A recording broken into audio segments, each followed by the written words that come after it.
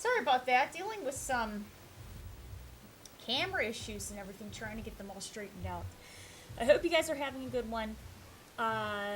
Gaming video of Yasmin just released a little bit earlier, so we are going to be going into that. And Jason is in Dead by Daylight. So those are the two things we're mainly going to be checking out, which is very exciting. We're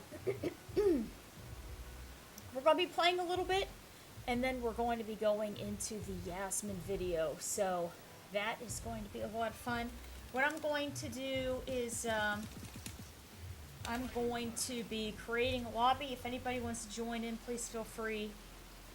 And then we will do the Yasmin video. And then we will do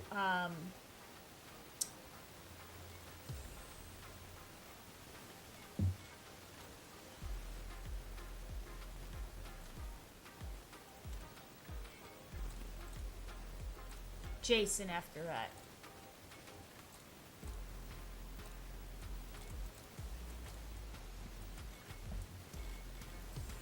Okay. Yeah, I'm still green. Yeah, it's amazing. Only if I stay real still. If I stay real still, I'm not green, but. Oh, God.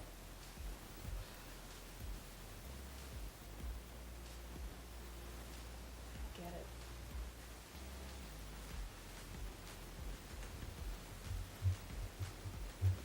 See, part of the problem is, for whatever reason, my hair picks up, like, the green, with the light, it shines on my hair or something, and then it kind of, like, reflects a little.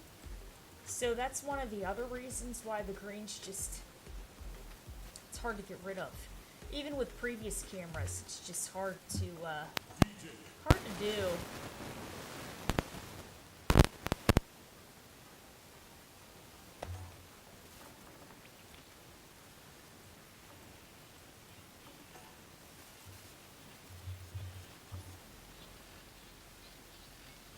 Okay. Oh, I don't know about that. It's actually, I try really hard to let it air dry. I constantly condition it. It grows naturally. Once I hit teens, my hair grew wiry.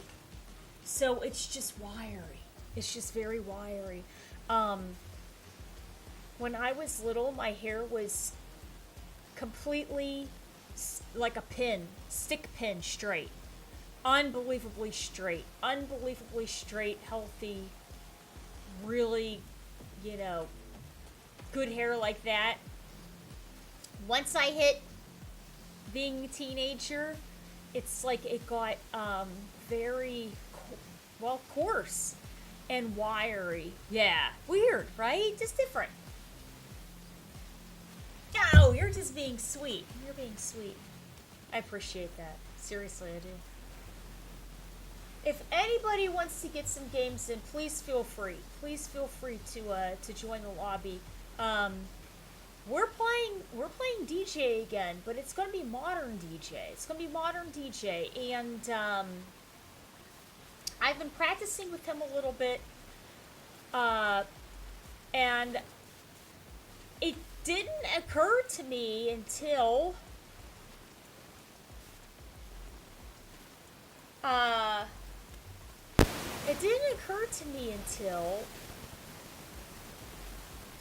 I was playing Ingrid. And I'm going, man, Ingrid can do this and Ingrid can do that, which is nice. But I was going, when I played DJ, I could do this and I could do that. And then I was thinking about it, and then I thought, well, I like the idea that she can stalk her Suncrests. And then I thought, well, with DJ, I can soup him up also. So then I really started thinking about it, and I'm like, you know what? I'm going to give DJ a go again. But this time it's going to be modern DJ, and modern DJ is different from classic. Different from classic, but we're gonna try them. We're gonna try them out. Yeah, definitely. It's like we're gonna have some fun, and then we're gonna put on the Yasmin video, and we're gonna do a deep analysis of that, a nice look at Yasmin, and then after that, if my buddy KMK, he might be up, then he will play Jason, and then we will review and analyze, how Jason is in the game, his perks, pluses, minuses, things like that. Yeah. Hey, what's up there? How are you? So that ideally would be the plan. Are you okay? Are you okay with that? Is that a good? You're doing good. Good. Yeah. Okay. You know what? Actually, with all of us on here, I could probably, while we're waiting for people to join in, I could probably edit. You guys would tell me. All right, we're gonna mess around with my green screen. Ready? Okay. Well, the weird thing too is the bigger the picture is, the more forgiving. Of course, I'm not gonna be moving around like this much. It's a lot more forgiving the bigger the picture is, but when I'm smaller, it's not.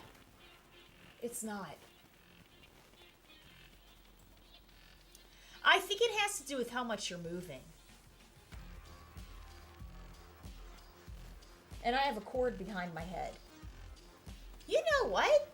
You think that's it? Yeah, we can do a game against real players for sure. And then I'm going to have you on... I'm going to capture your video. I'm going to capture... Okay. You'll start up the game and share your screen. I'm going to capture your screen and bring your voice in through the Discord chat into here. Yeah, I think this is mostly, it's like how much I'm moving. I have 3 different video things going at the same time. I have OBS, I have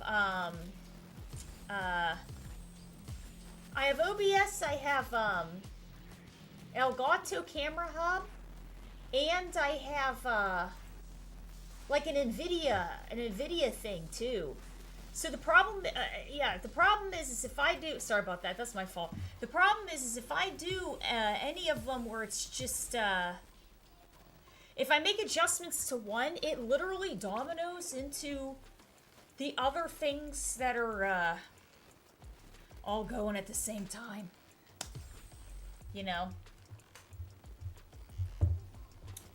But the funny thing is that the best one that... Oh, we got the fancy dress on. The best one I noticed that really helped is the Elgato Camera Hub. Is really good. It has some sort of a special like low light option. Showtime. Round 1. Fight.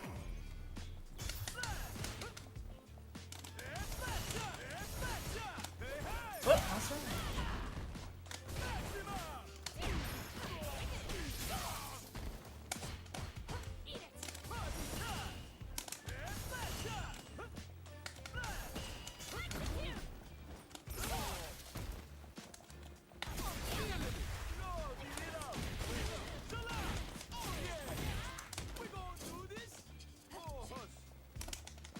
Oh, wrong button.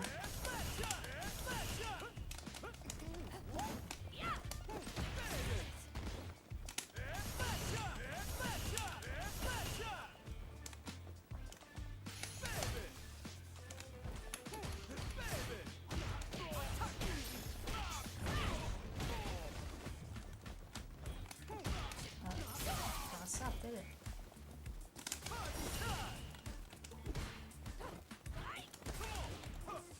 Just wait overhead, huh?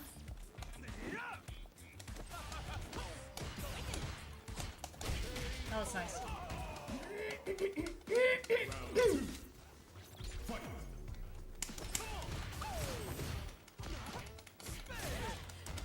Let's get it on. Oh, hush.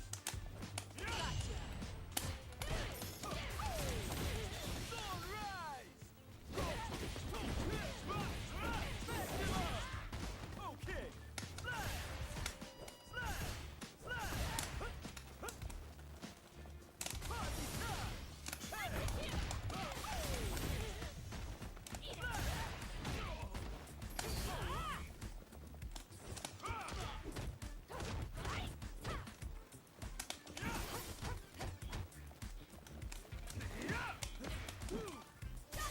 No, that's all wrong. It's supposed to be his roundhouse.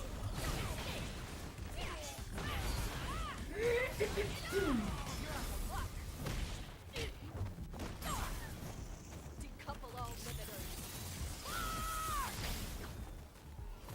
I don't do overtime.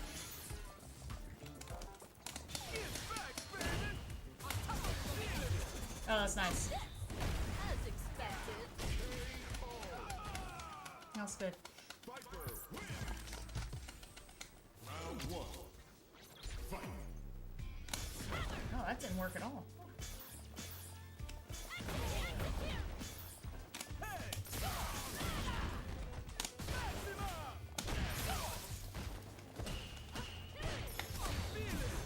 Oh, this is...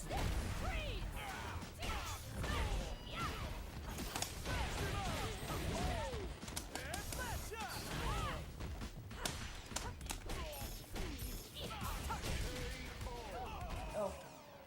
Very nice. It's got this giant disc behind me now. It's my fan.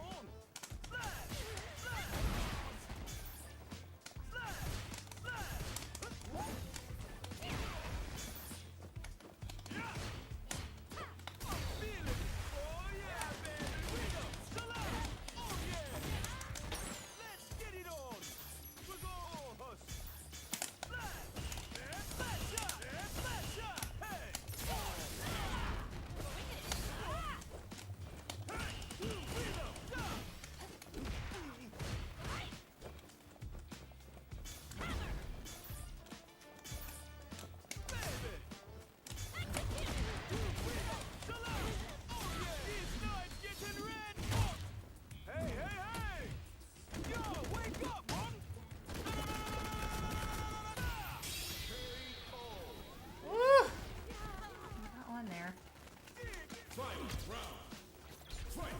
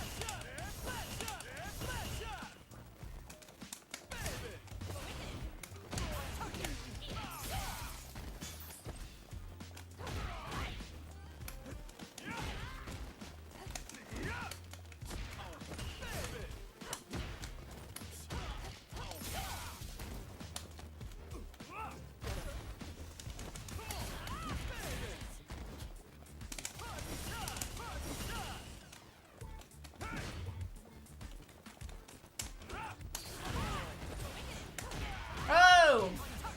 That was good. Couldn't get it out. That's nice. Round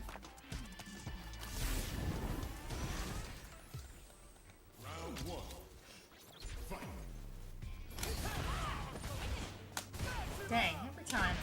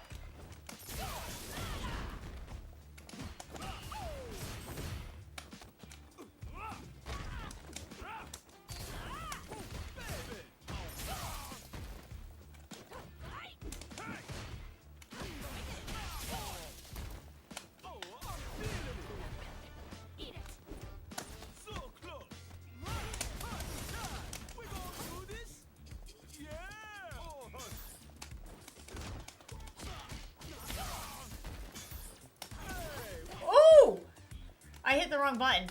I forgot I had taunt, on something else there for a second.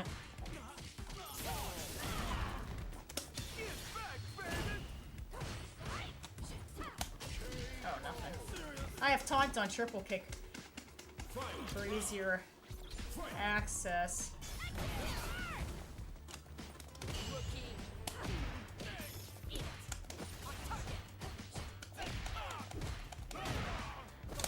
No upkick.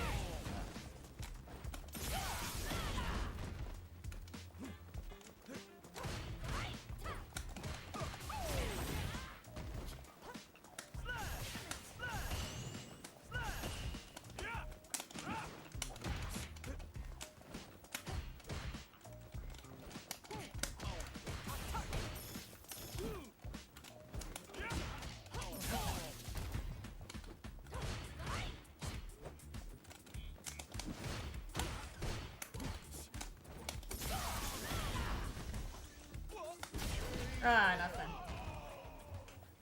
Very nice. That was a good one there. Oh, my chat froze. What's up there? Oh, we got Alex below. Alright, guys, we'll play 2 or 3 more, and then we're going to do,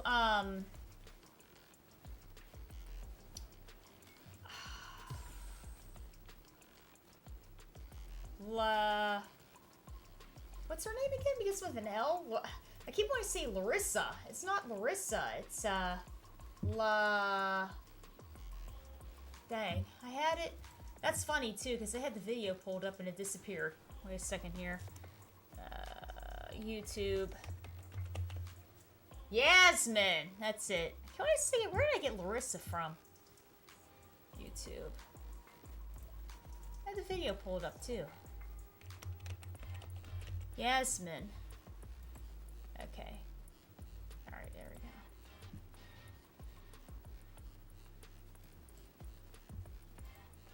Okay.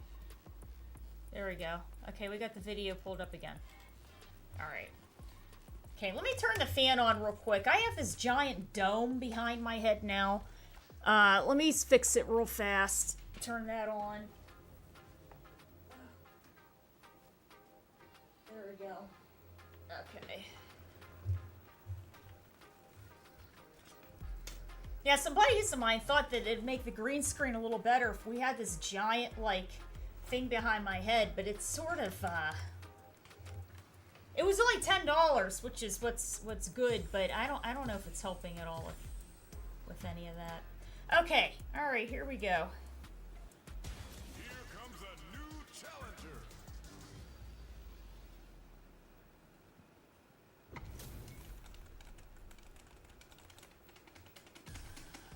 All right.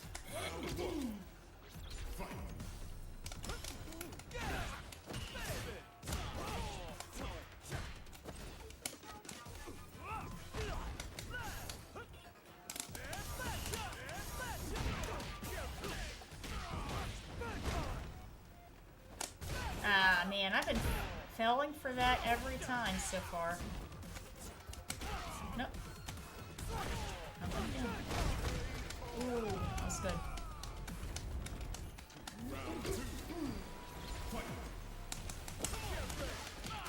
So slower.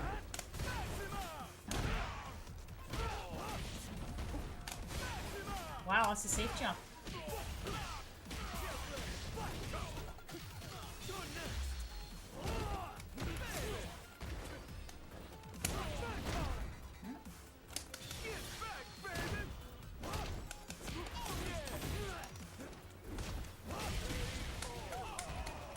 Alright. These are my first matches against everybody with modern DJ, by the way. So this is like my 4th. I play classic, so... No, oh,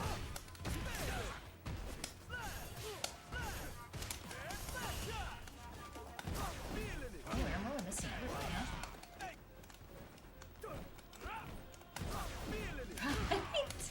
I tried to time it on my slanting. That was supposed to be an overhead.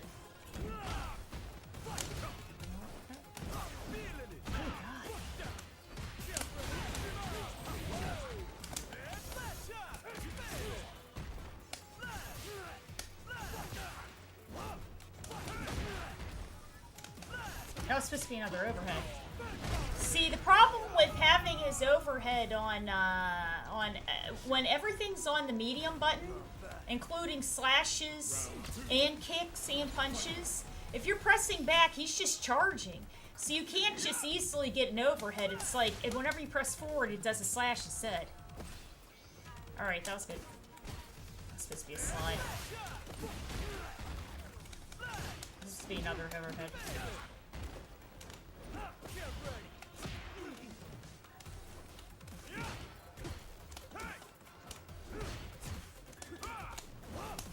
No cross up.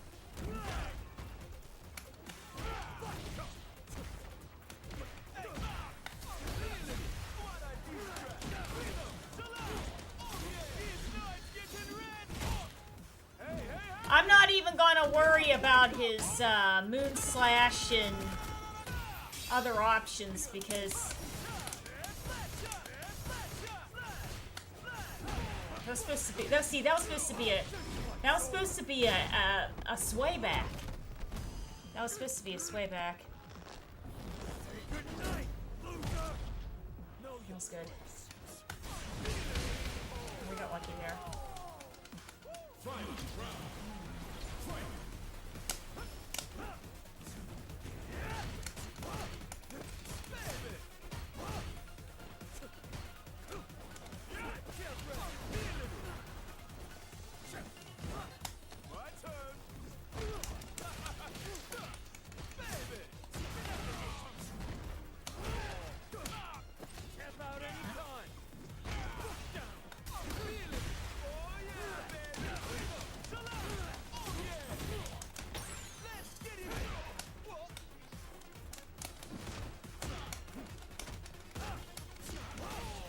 Plus. Try to catch his recovery frames. Woo! Okay.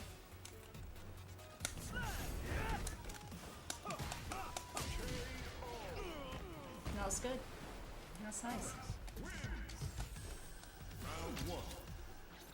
Yeah, modern DJ. We'll see how it goes.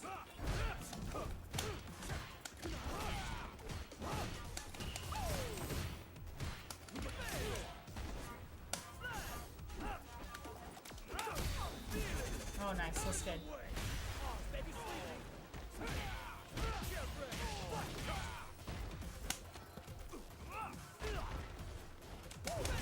Ooh, that was supposed to be a slice.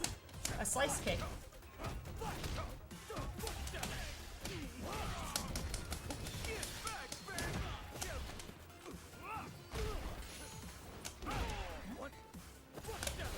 Ah, that was good. That was nice. Elena would probably be the better match against Alex because she's got. They let her keep her long normals.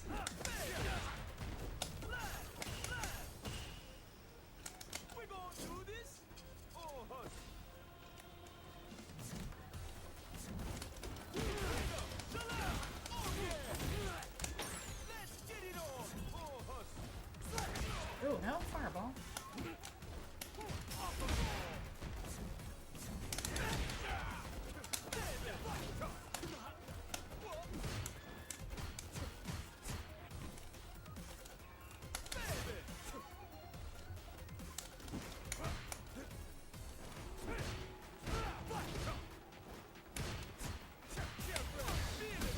Oh, that's late. That's good.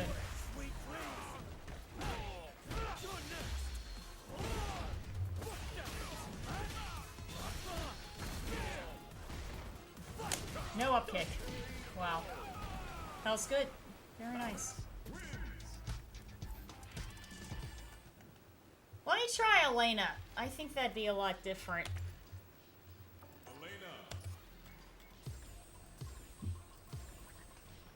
Those were good. Excellent shirt there. Oh, thank you. It's like it looks like it's tie-dyed looking, but it's not. You know what I mean? They like made it that way, but it looks like it is, but it isn't.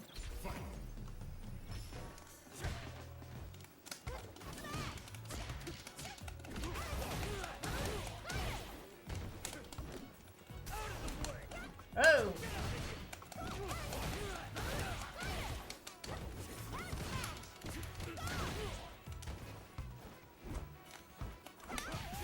Ooh, nothing.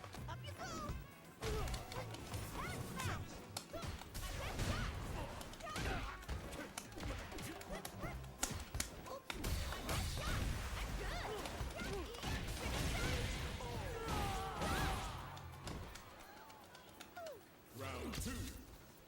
Fight.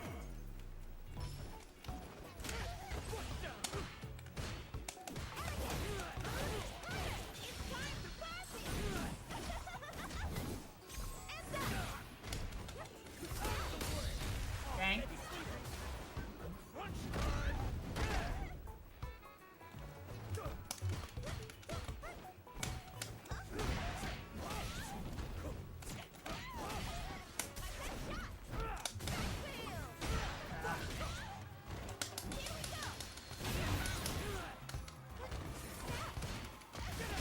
That was good. Final round. Fight. Wow.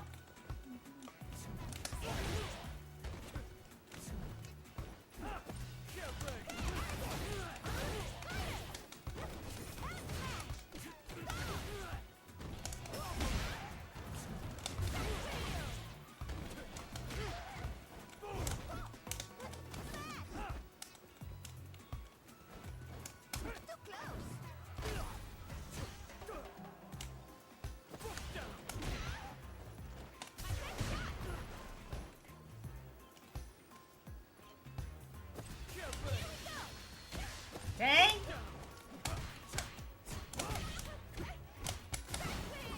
Ah.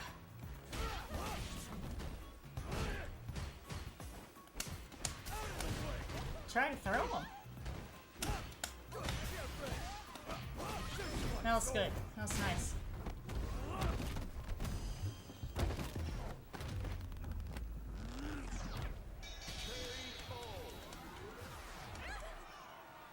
Oh!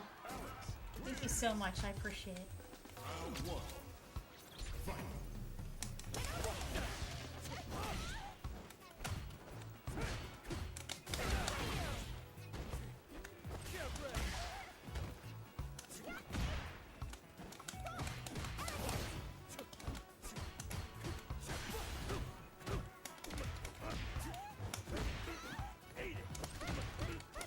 It's amazing how her light combo just doesn't...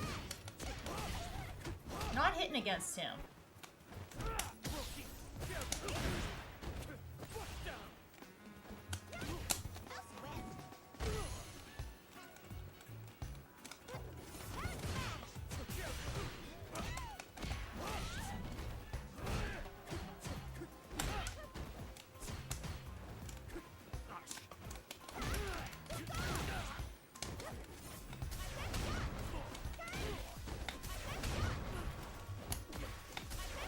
Oh my god. Round two. Fight.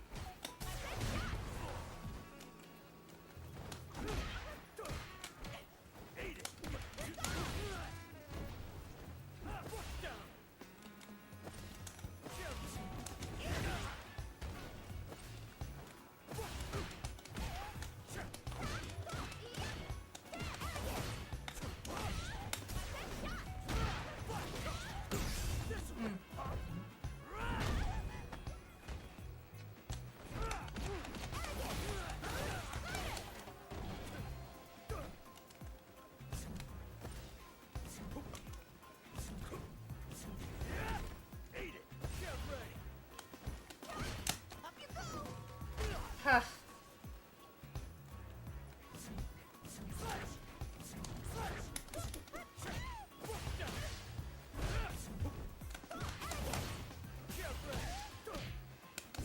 Jeez. That's good. Final round. Fight.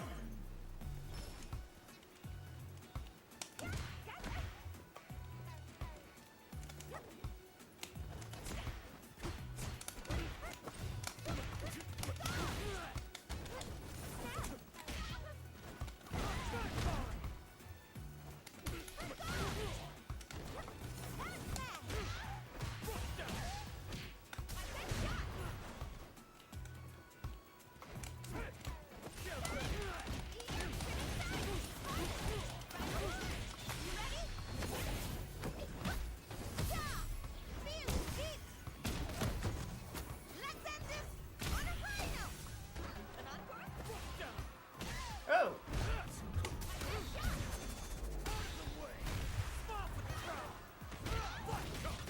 Ah, that's the end again. That's nice. That's a good one. Hey, what's up there? How are you? Alex Scoops. Alright. Rob left the room. Good games. Oh! Oh, I thought that was the end. We got one more. Round one. Fight.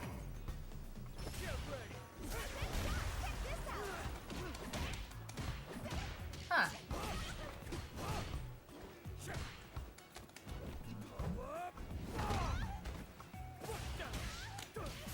Huh.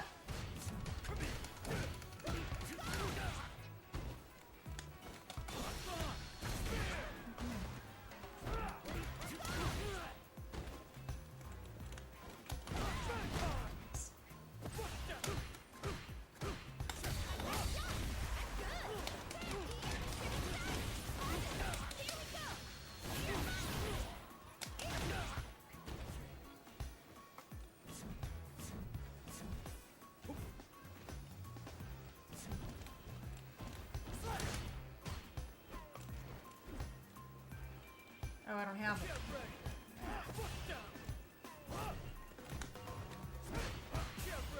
Ah. That's nice. Round two. Fight.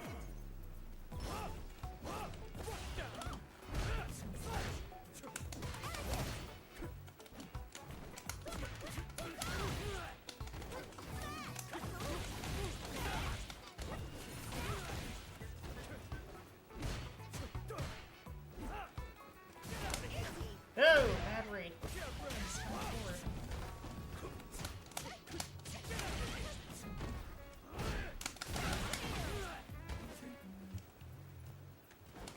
No? No?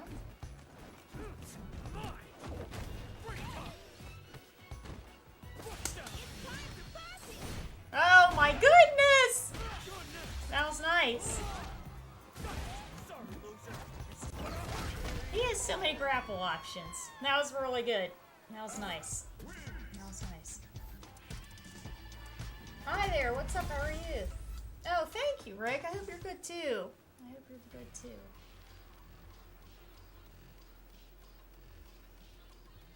It's good playing against you. Man, you have all the scoops down there. Oh my gosh.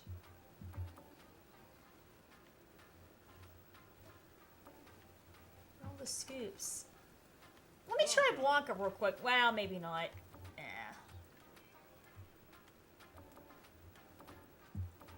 His range will be too wonky. Alright guys, we got one more there. We'll play against Ryu and then we're going to do the Yasmin review. Yasmin. Not Larissa. I don't know why I thought Larissa there for a second.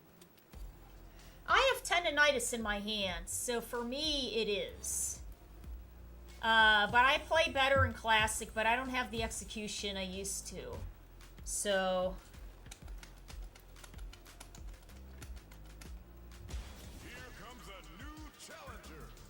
like, playing DJ, it's much better to use Classic, but I like playing them anyway, So I'm just like, you know what? I'm gonna like see as good as I can get with them in modern and just use modern, you know, because why not? But I can still play classic, but I don't have the timing or the like reflexes that I used to. Let us begin. Round one. Fight.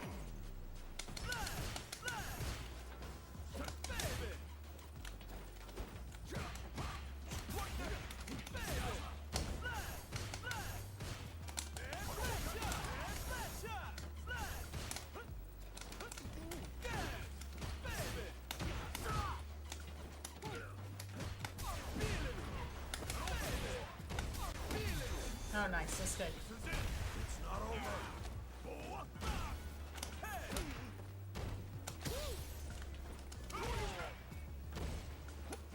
No, nothing.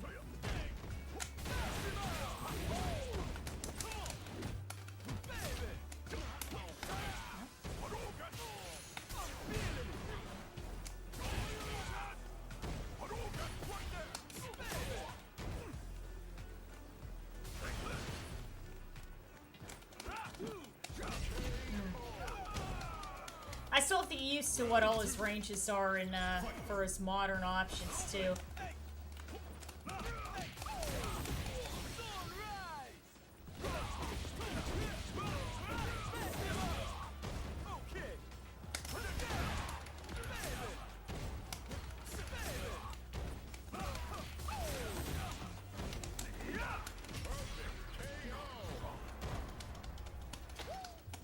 That's a good one.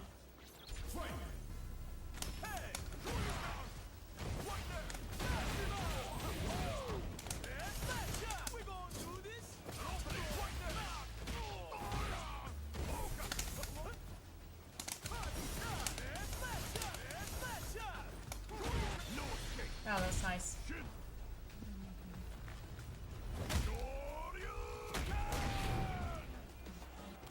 What's wrong? Get up. An opening. Get back, baby.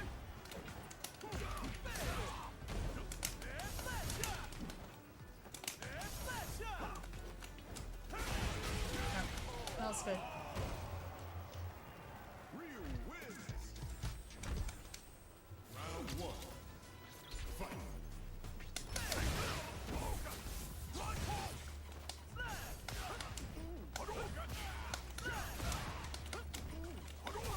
Ugh, too far.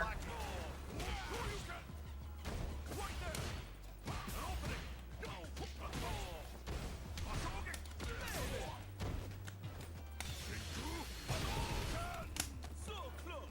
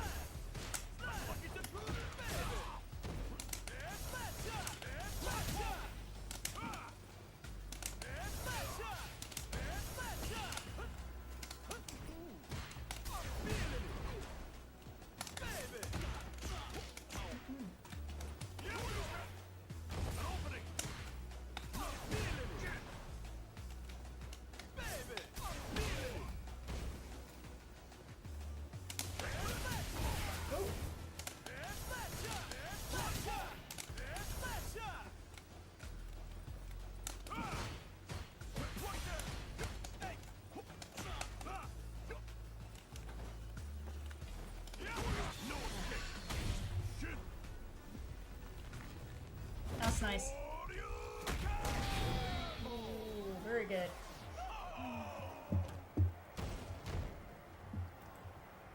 Go for it. Round one. Fight.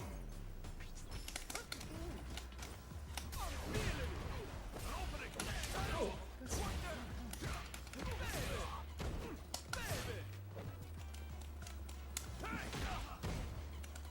No, no overhead there.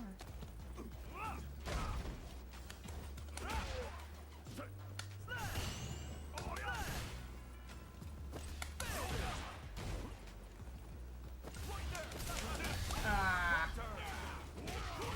that's nice. No up kick.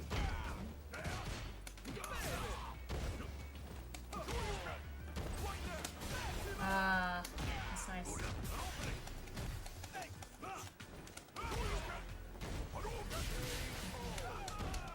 Chalky tonight.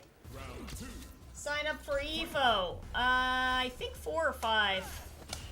I did 6 Tekken 8, Street Fighter 6, Tekken 8, Super Turbo, and Ultra. How about you guys?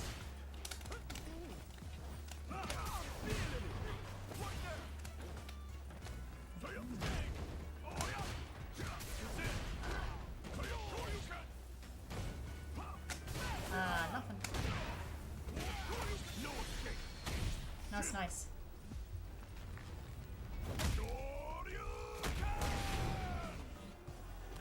What's wrong? Get up. An opening. Oh, nothing. Swispy's level 1. Smells good. City of the Wolves. I signed up for that for another tournament, but not for Evo. Not for Evo. Did you guys? What did you guys sign up for?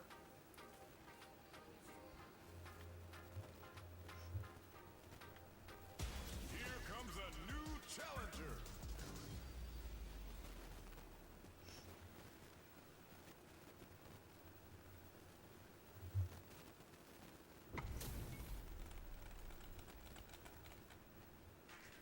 You're not going this year. Ah, right. Round one. Yeah, cars can be expensive. Cars can be expensive.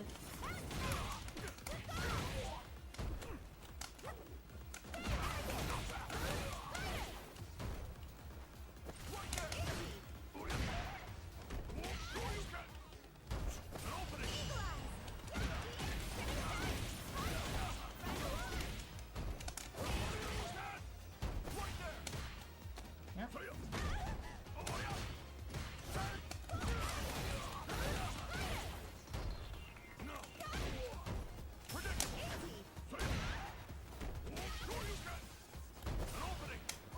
Oh my god.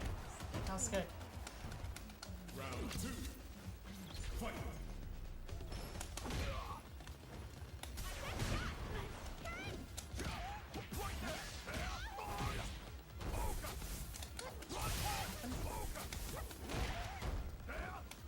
No throw.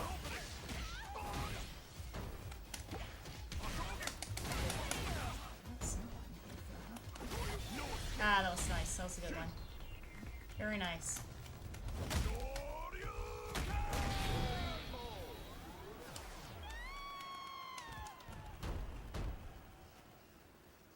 Ryu wins. Round one. Fight. No jabs. No tech.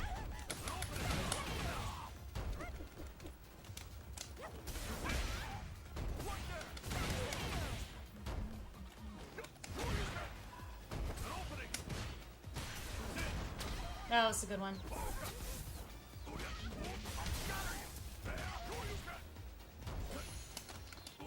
Woke up with lights.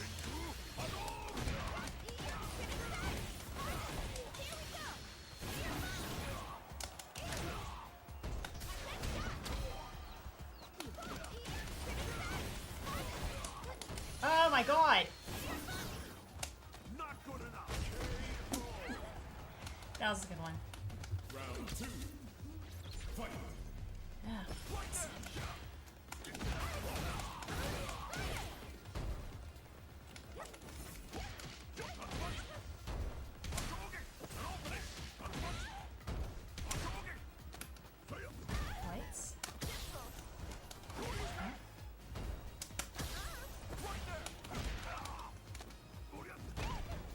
There's so many buttons I'm pushing. They're just not. They are not coming through. That's good. Just hold him back there. That was nice. I don't know what's going on tonight? Those were good games, but I'm like pressing to block things and tech things, and it's just not coming through.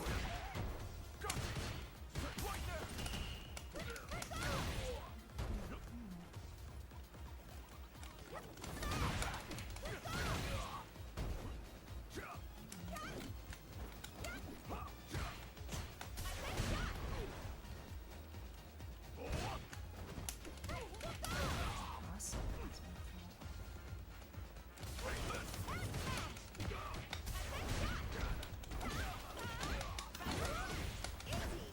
Pay attention.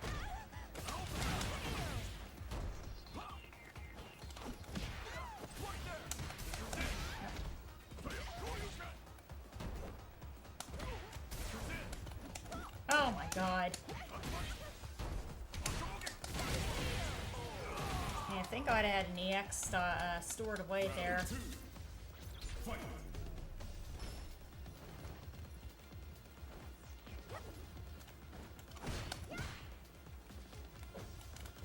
Oh, this must be sweet.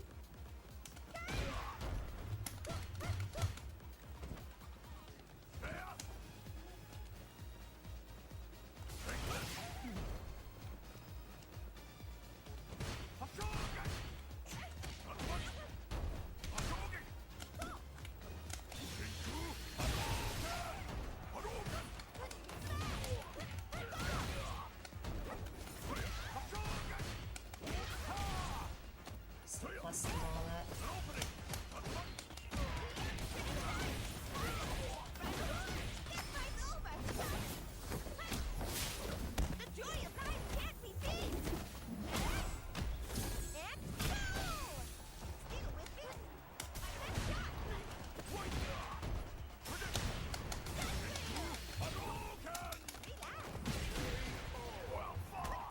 Oh, that was crazy. That was a close one. You didn't sign up for any games. You did a spectator pass?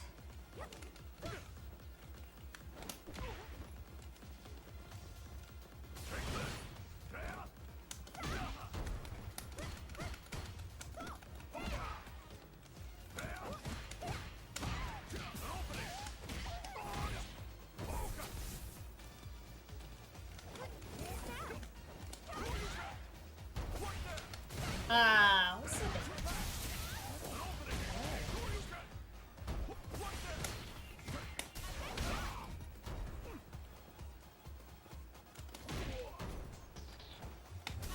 Oh, right underneath them.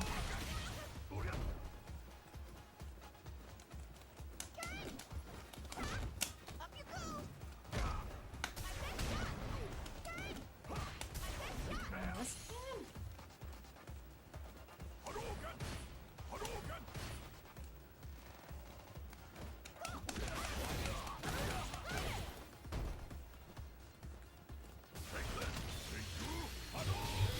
No neutral jumping that. That's good. You signed up for Street Fighter. Ooh.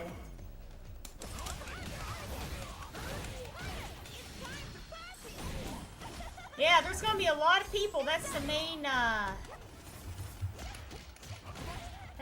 game.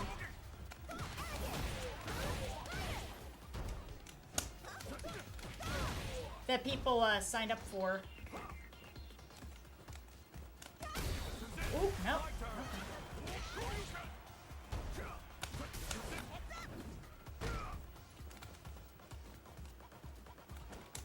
Oh!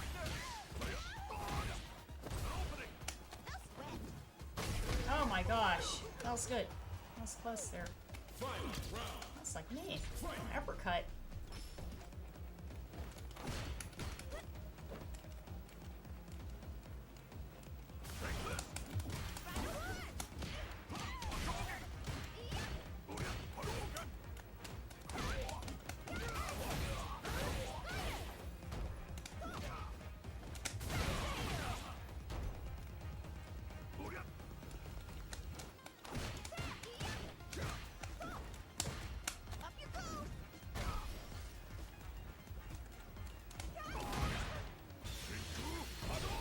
Oh shit.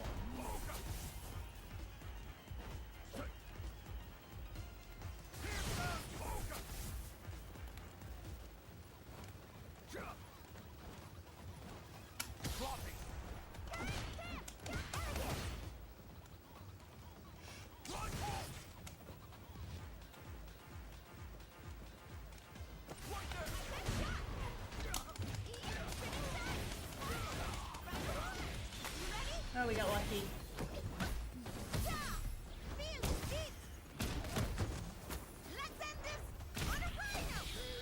I was gonna say, watch. It's modern. It's taxed 20%, so it'll probably against Ryu. He'll probably still be fine. Yeah, I'll definitely be in the tournament. You know what I mean? There's so much to do there. I'd love to. You know, we can definitely meet up there for sure.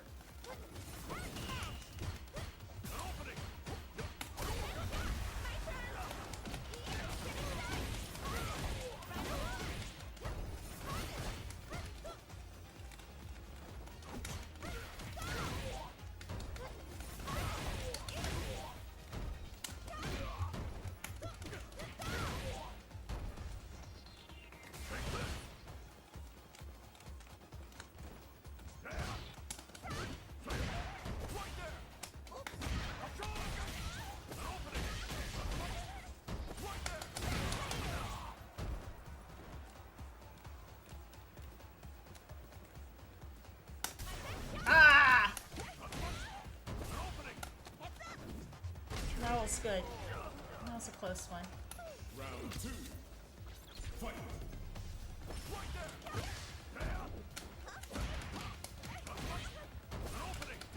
No! I woke up with the uppercut.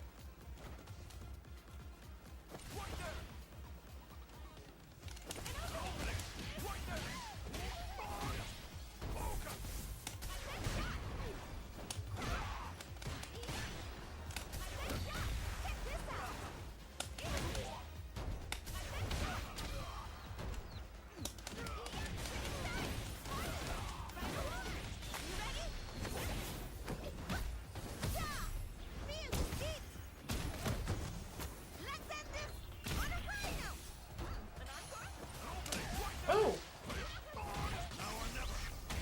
That was nice.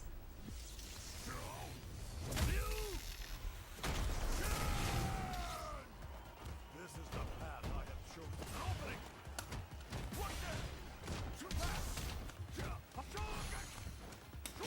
Ah. That's good. Final round. Fight.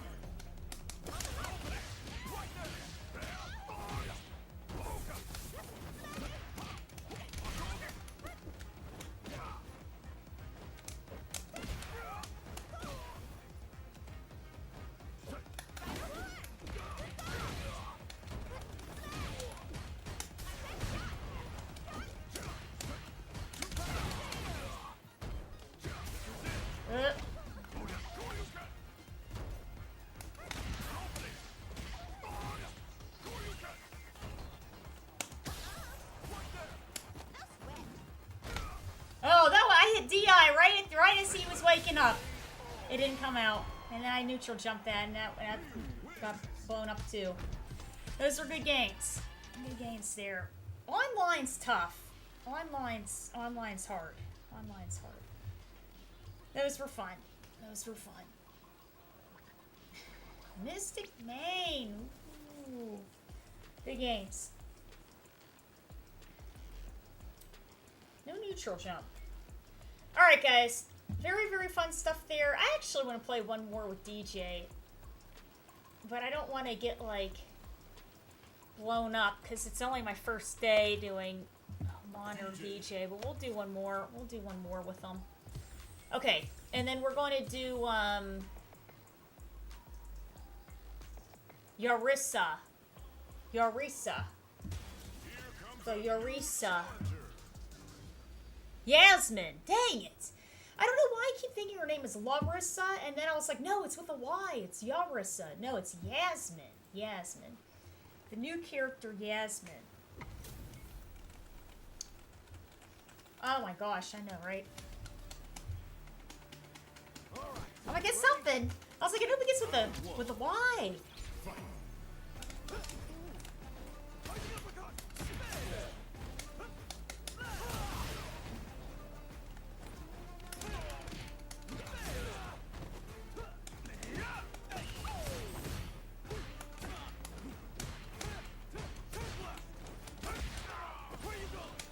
No up kick. No kick again.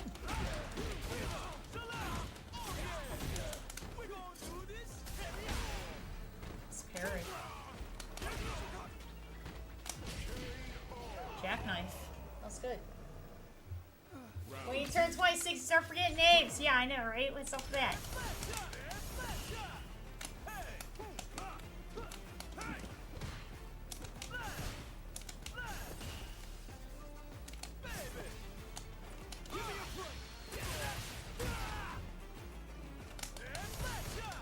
Oh shit, that was the wrong button. Gah. That was supposed to be a...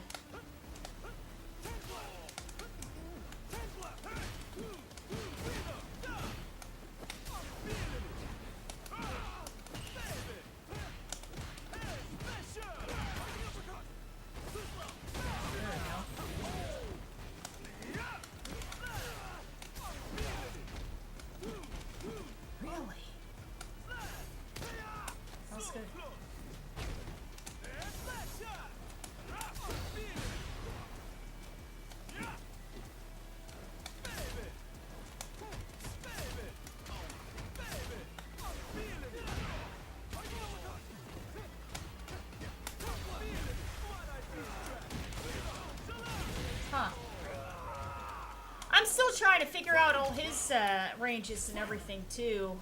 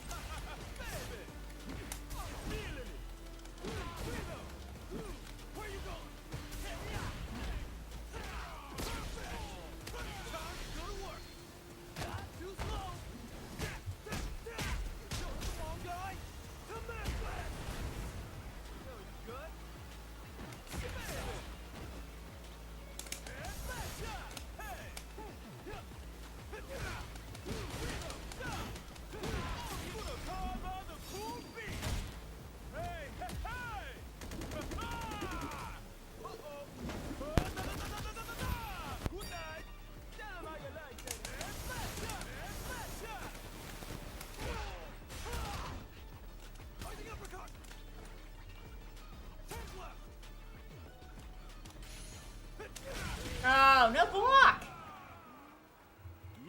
That was good. Round one. Fight.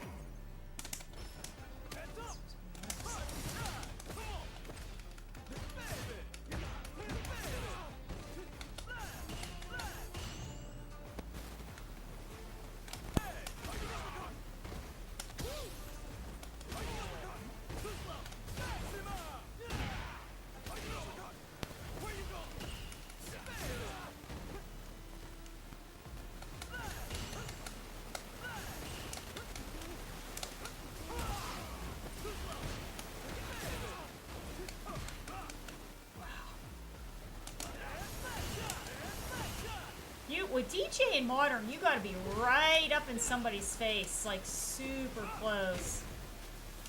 They only left his closest, some of his closest normals, except in Fierce. They left his roundhouse.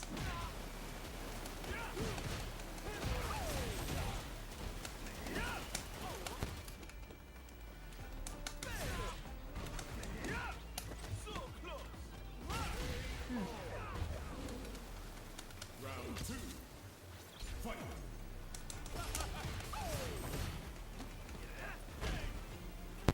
Where you going?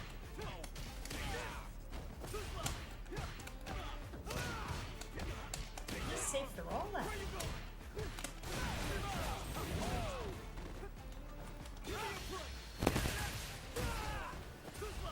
Get back, baby!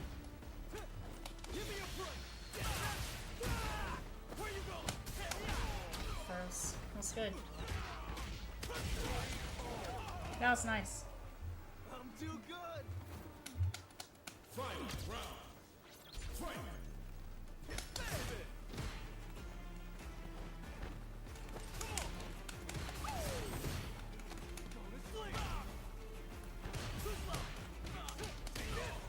Where you going?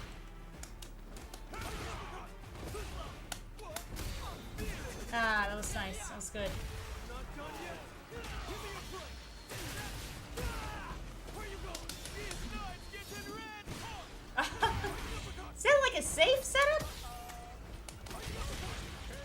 How'd you do that? You were drive rushing in, pressing a button. How do you drive rush in, pressing a button like crouching medium punch, and then I hit CA, and then I still get hit?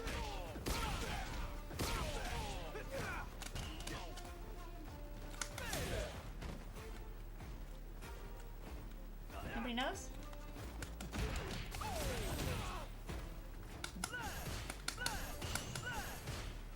Because I know about safe jumps, but I've never seen a safe setup like that before.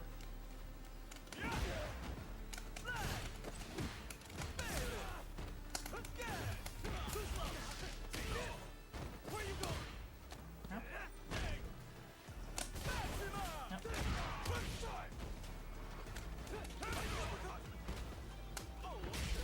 Ooh. Maybe nobody saw it. Round 2. Fight.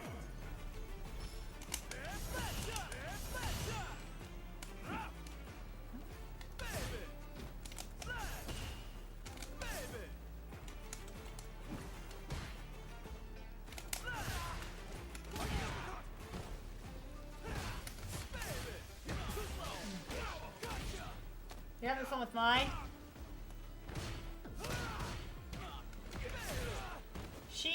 She's fine. She's fine.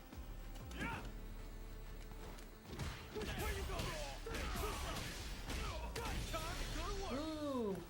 Too slow. Chose the wrong guy. To Macbeth. Very good. Get back, baby. Ah.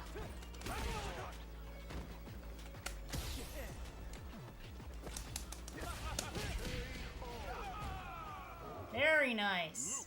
There we go. That stuff there. Yeah, mine's interesting. Alright, we'll try somebody else real quick and see if we can get some. These are very good. There were some buttons. I was just trying to press buttons and they weren't coming through. But especially that drive rush crouching strong. And then I hit my level 3 and I don't know how you block that. That's crazy. Judy. I've never really seen that before. Fight.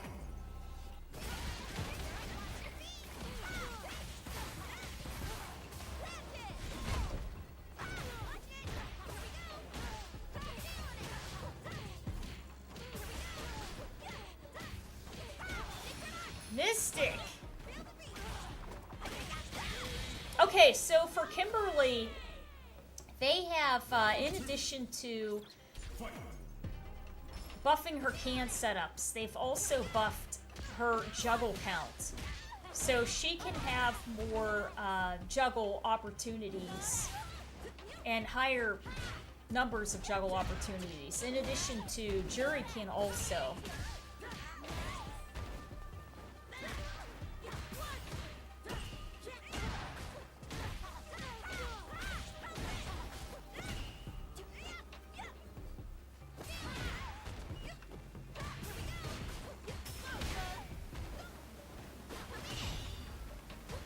It's a little laggy there.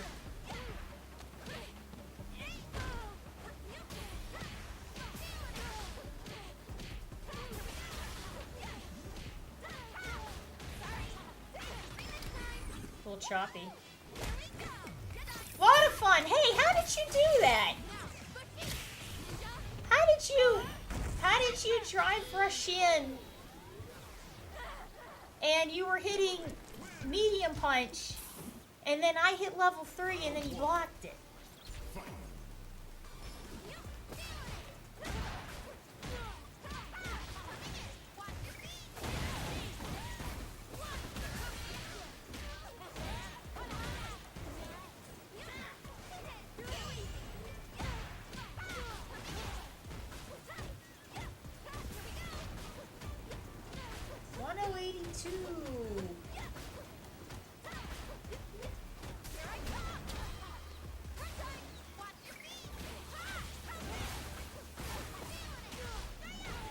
Anybody knows.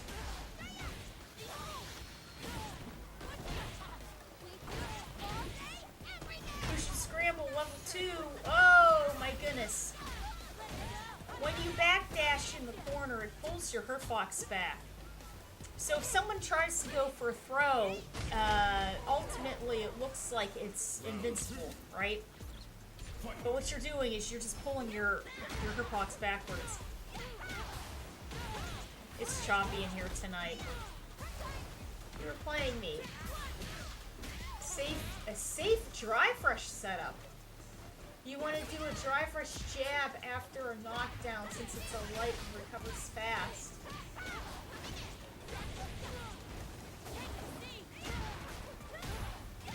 Huh, I didn't know. I didn't know that. That is interesting. Yeah, because I was like, man, I don't know how that would have gone because it has startup invincibility. Okay. That is interesting. That's very cool. That's very cool. Very neat there. Round 1. Fight.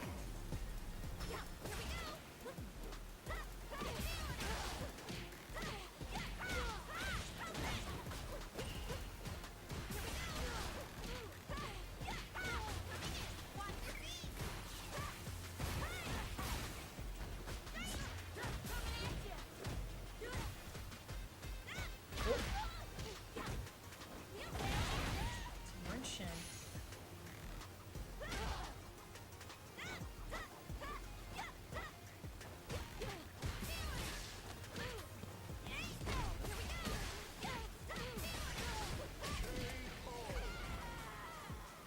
Round 2.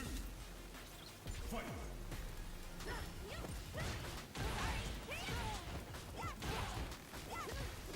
I was trying to go for the overhead setup again.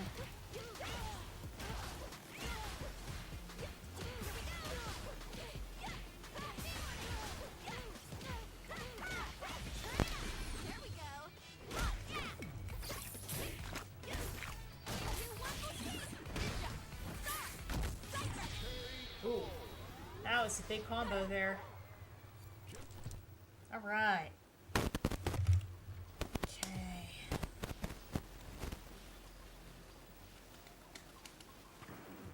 Now, find a new rival.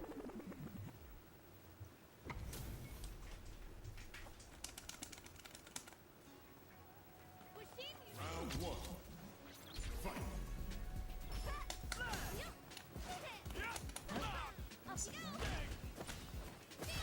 Ooh, it's supposed to be sweet.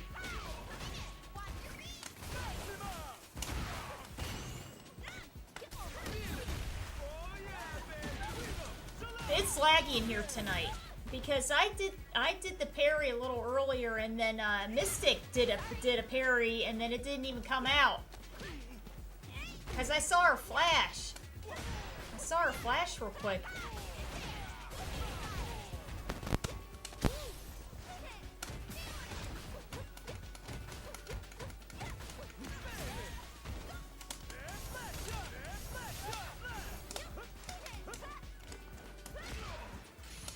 Ooh, jab, jab. Round 2. Fight. Oh, Lord Sam.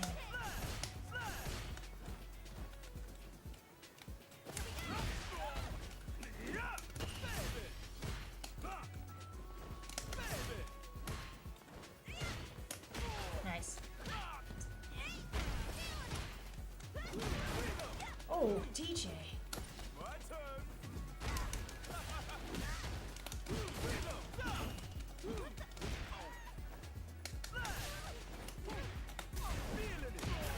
That was nice. Here we go.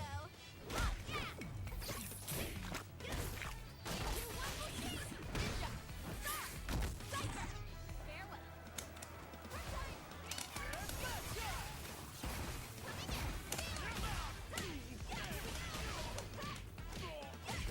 That was good. Kimberly. Round 1.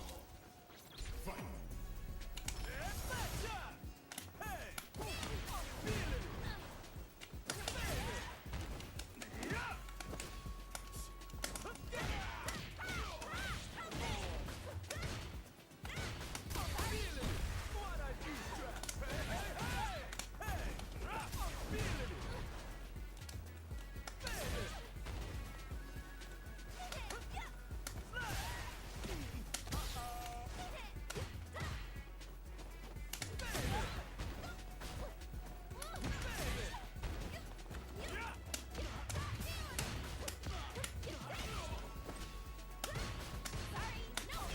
Ooh, smart.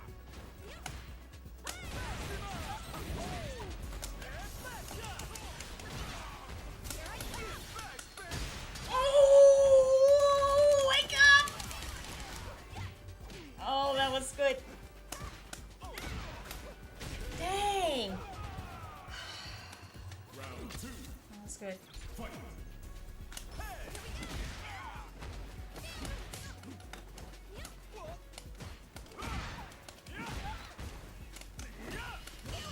That was nice.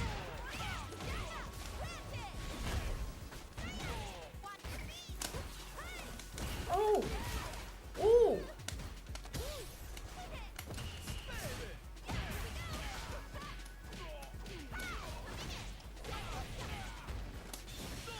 Oh, Kate. Ooh! That's the end. Attacks. That was nice. That was a good one. Kimberly wins. Round 1. Fight.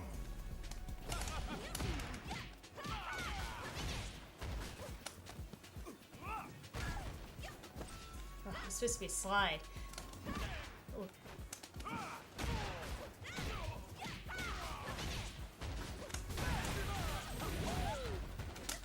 Oh, it was supposed to be a freaking... The problem is the more, like, I get into playing the game, the more I keep remembering Classic. And the Classic buttons aren't the modern buttons. The Classic buttons do different.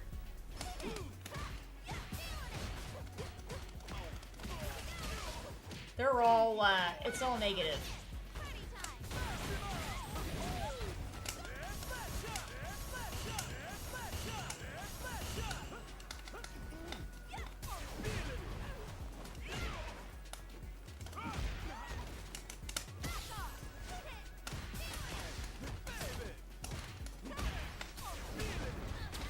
Oh, we actually got something there.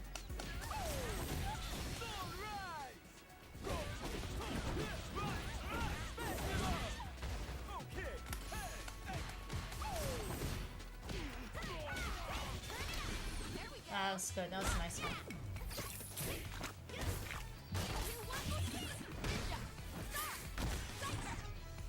Oh, the recent patch?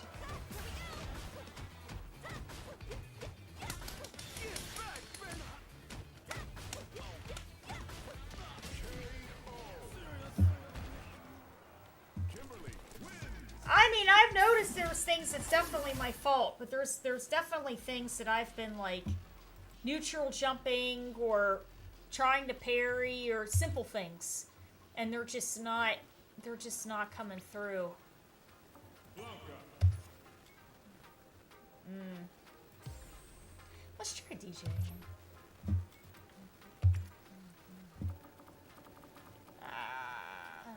Where he is. DJ.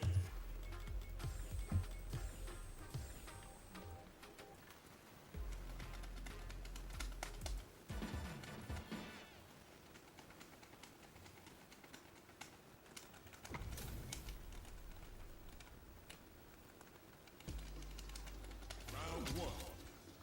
Fight.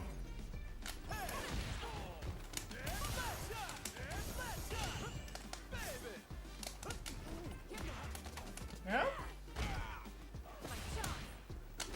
Oh, that was supposed to be a jackknife. That was supposed to be another jackknife. I don't know if it's also because maybe my timing's off or...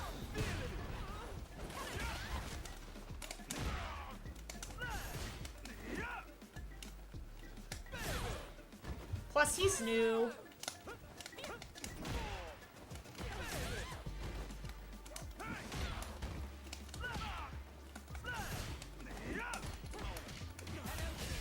That's good.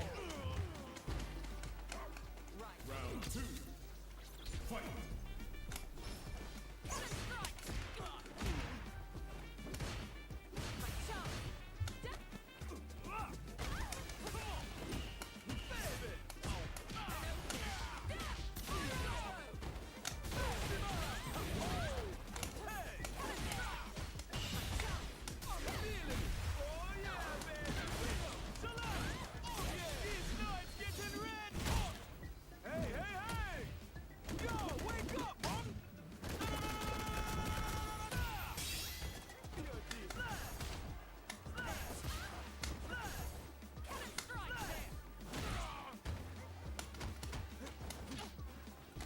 Oop, no.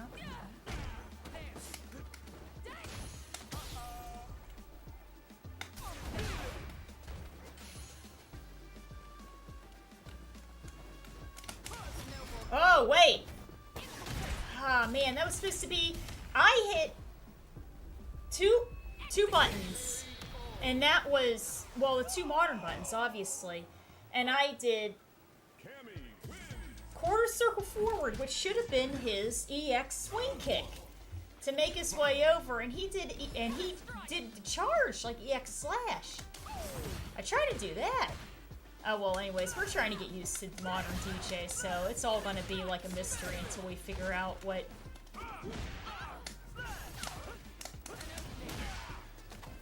We figure out what's going on with them for real.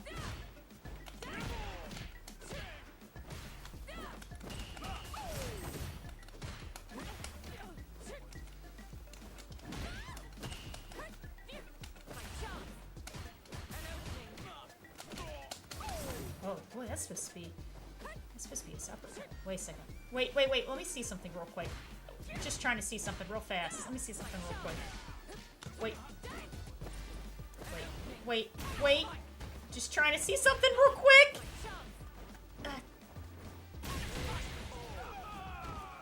Trying to see which button his jackknife's on. I don't know what direction it is. Okay. Wait!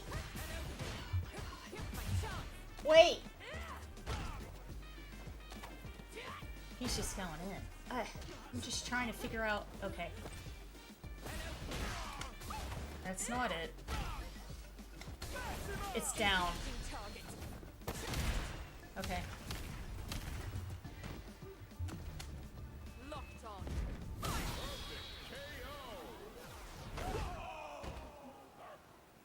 Cammy wins. Round one.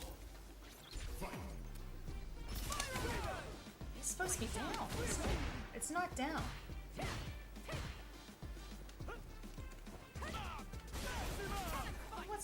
Oh well. I don't know. We'll have to. I'll try to figure it out when I'm practicing them more.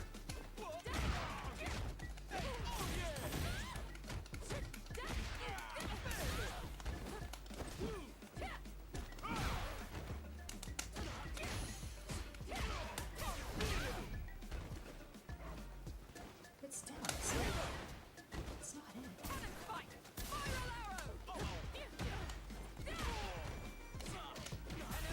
I know they gave him his jackknife on one of the modern buttons, but when I hit EX, he does his launch, but he doesn't do the.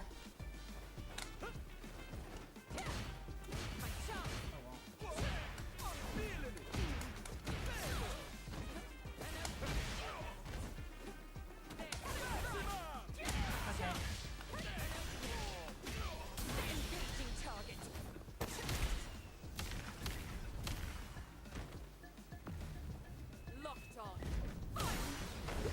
Continuing there. Get back, baby. Master.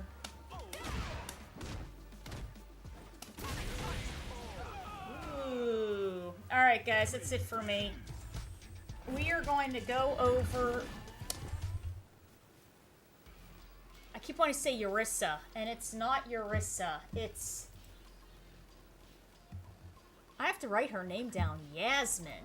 Yasmin. Yasmin.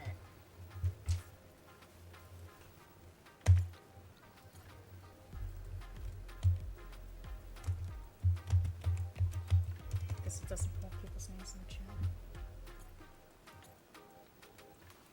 No.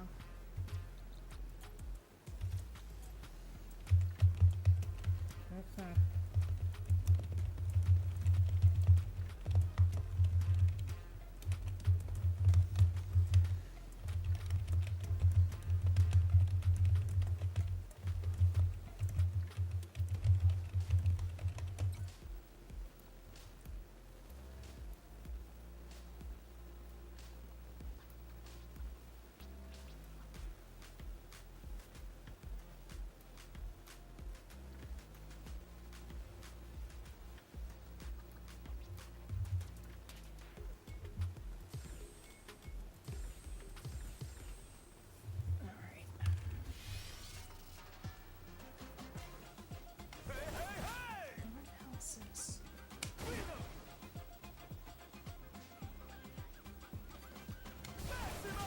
What's the difference?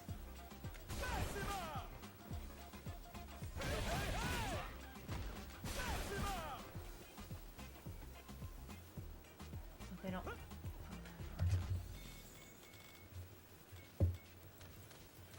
me settings. Standard.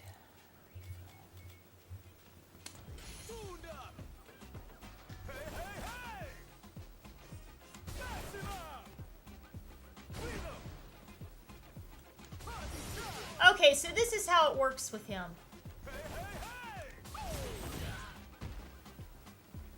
If you press down, you get jackknife. Oh, man. If you press down, you get jackknife. If you press down back, you get his launch. My pleasure. Round one. And if you press forward, you get an EX. You get this EX swing kick. Okay, no EX and wake up there.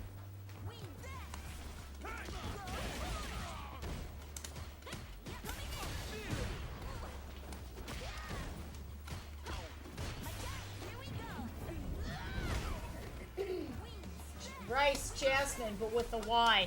You know what? That's really good. I appreciate that. Oh, that's her additional follow-up. That's a buff to Lily.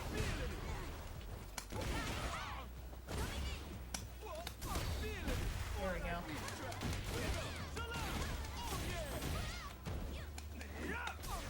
Oh, Mr. Him.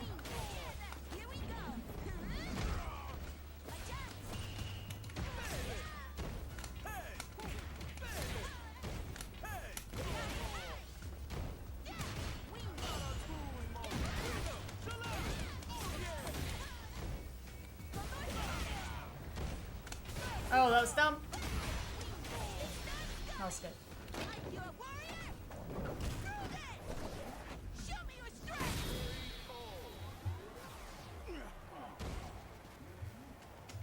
Lily wins. Round one. Fight. Hey! Feel it!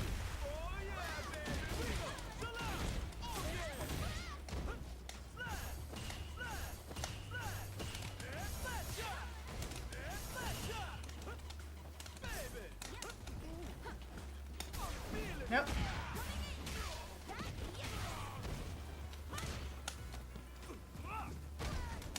flat shot! Hey! Baby! Feel it! What I beat trap! We go! Chill out! Oh yeah! Hey, hey, hey! Oh, that was wrong. Here we go! That's a safe setup.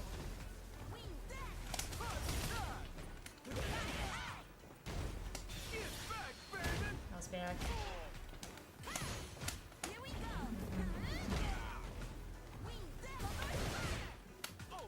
Neutral. No. That's good. Round two. Fight.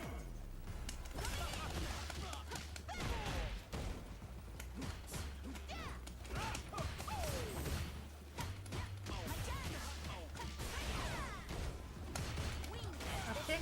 No, up kick. That's good. You a warrior? Prove it! Show me your strength! Beast! Cross up. Oh. Yep, that's Yan. That's good. Lily wins. Headed to Evo. Yeah, there's a lot of people talking about that for sure. There's a lot of people headed to Evo. I think it's gonna go real well. I think it's gonna go real well. How are you? There we go.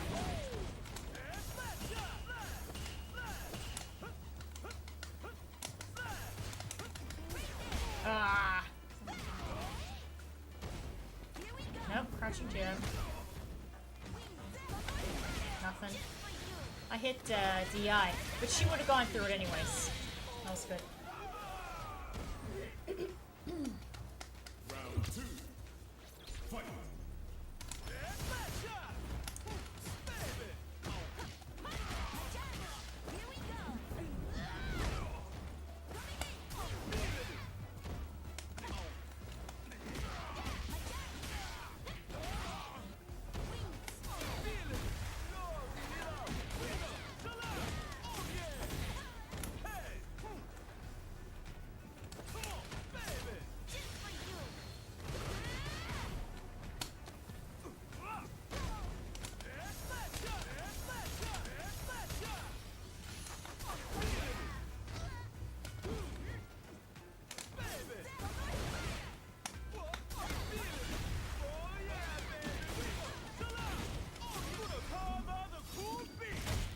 I was like, I should let it go. But then I was like, if I do, then she's gonna have that 2% and she's gonna come after me. So I gotta spend it. Final round. Fight.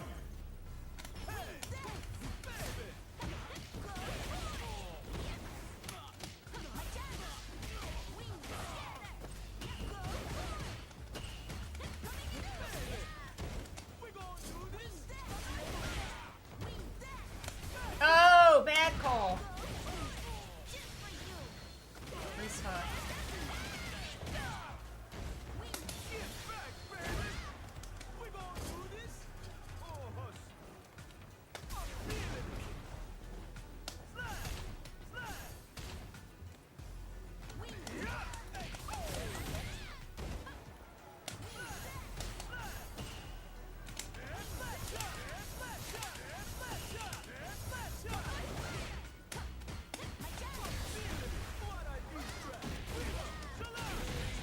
Finally got one.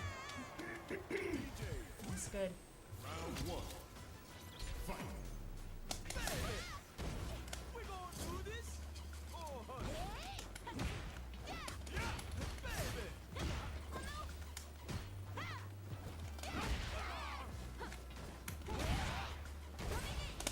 That was nice. Here we go.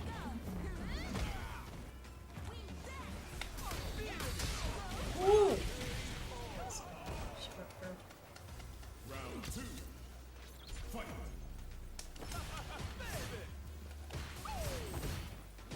Here we go. Wing that. Go. Coming in. Wing together. Go.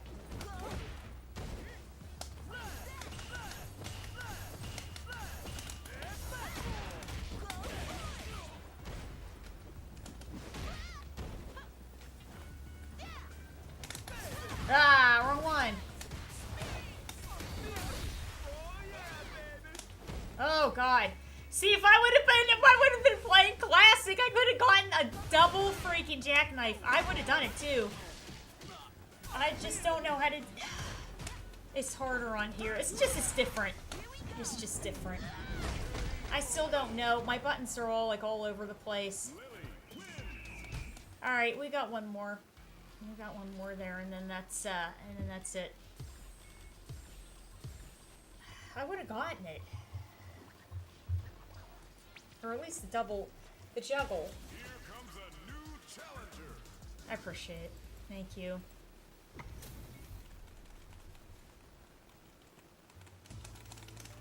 Classic is better. It is, but I can't get the levels anymore. I can't get the levels. Here we go. Wing that.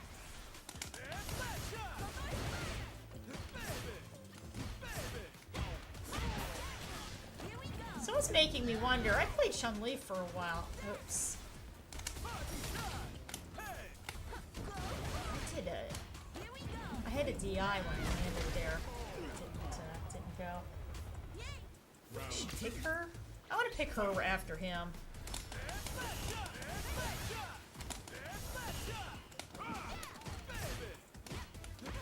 Wing together. Nope, terrible. Wing that. Wing that.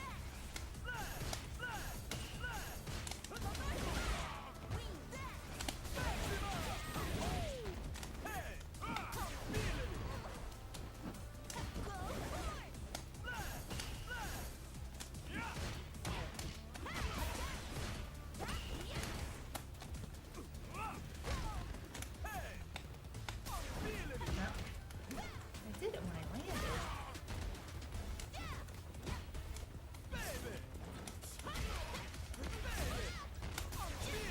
Oh, no. Alright, let's put Chun-Li on. Let's put Chun-Li on. Let's see what... Chun-Li.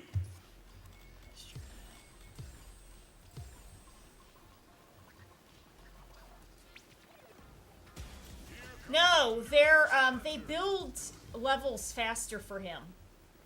So you can do DJ's taunts, and they just build level a lot faster. Round 1. Fight.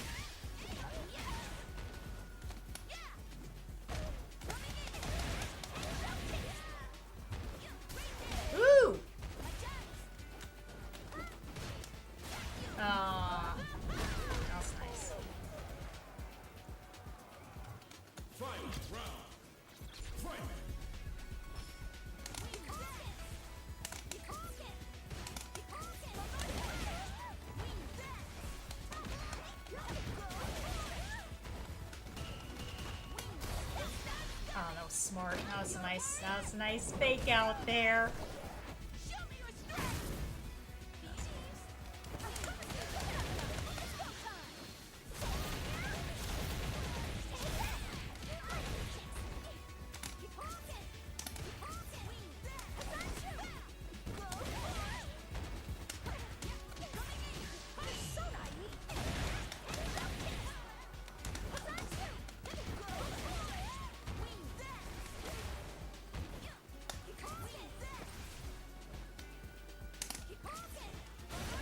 Ah, that's right.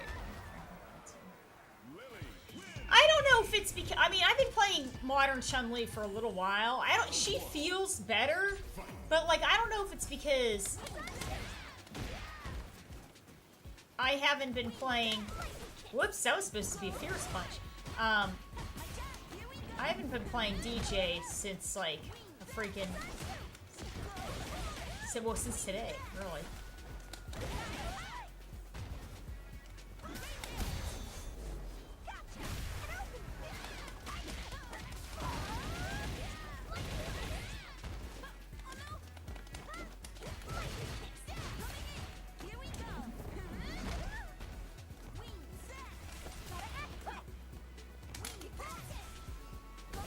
No neutral. Ah, that was nice. That's good. Round 2. Fight.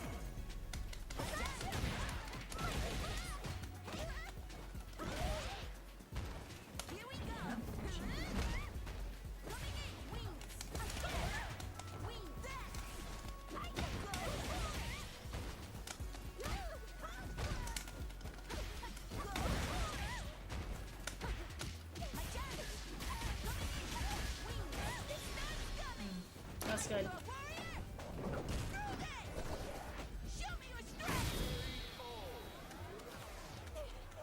Very nice.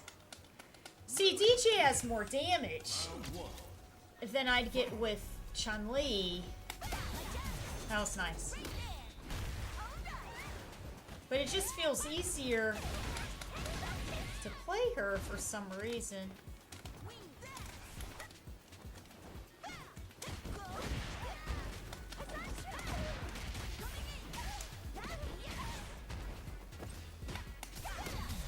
Oh.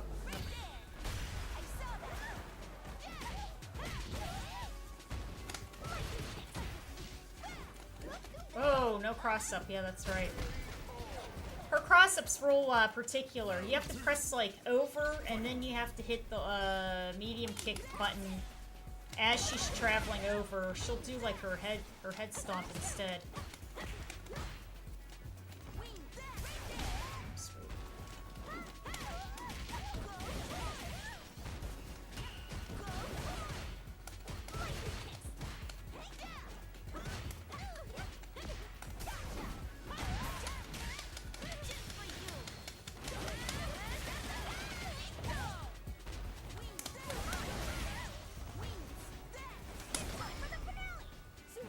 Ah, right past her. That's good. Whoa, wrong one again. Oh my god.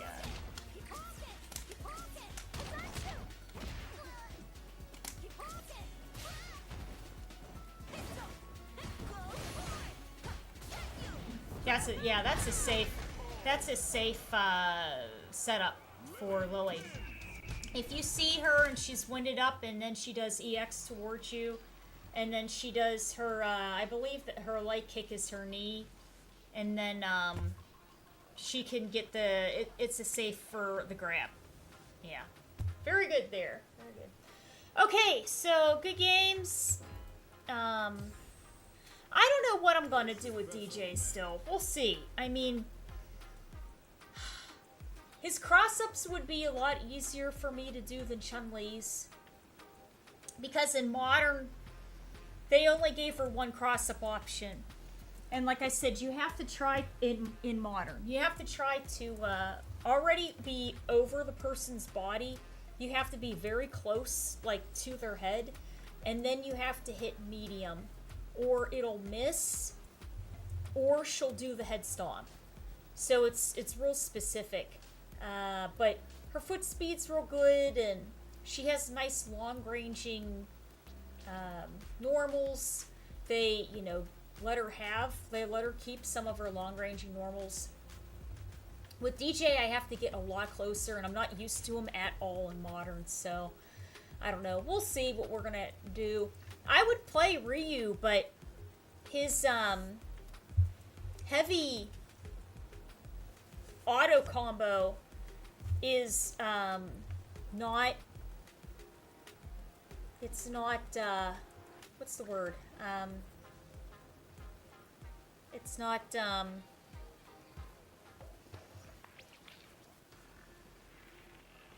It's not consistent. So there's times it starts off with the Soloplex. If you do the Soloplex, sometimes it causes, I know this is a Tekken term, but it'll cause a tailspin. It'll cause like an aerial tailspin. The opponent will just start swirling and flying off in the air. And I'm going, well, you can't do the rest of the combo then because they're not grounded. So probably about 40% of the combos for me in heavy, I've noticed that happen, and I'm like, well, I have to pick another character because I can't risk that happening, in a match. So it pretty much comes down to DJ or, well, we tried Chun-Li. Her cross-up's tough. It'd be probably DJ or Terry.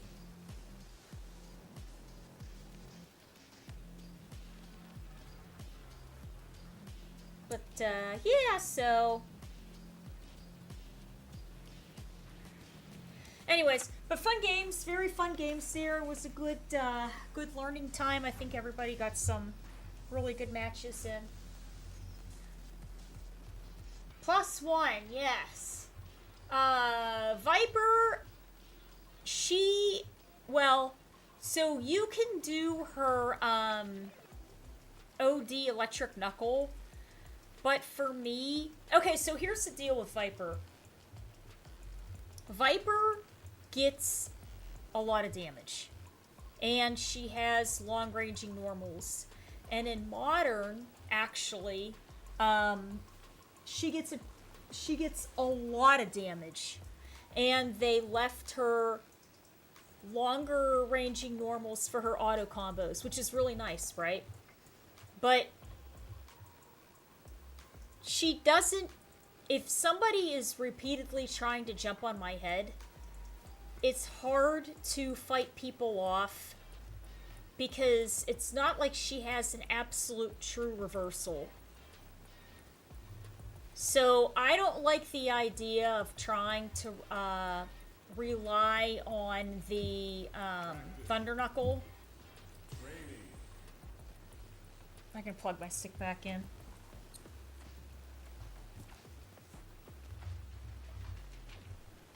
But in the end, Viper actually gets more damage than Elena does. And in Modern, Elena gets pretty good damage.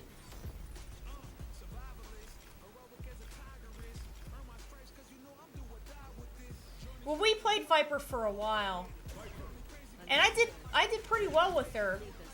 But I just don't like the idea that I don't have like some sort of an uppercut type of thing.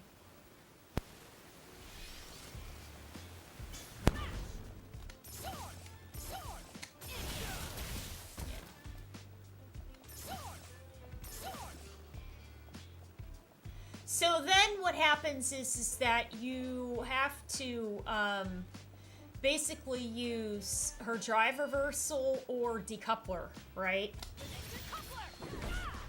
Which is good. I mean, don't get me wrong. But then the issue is this. In a panic, you're using her level 1. When you could be using it in a more beneficial way. Right?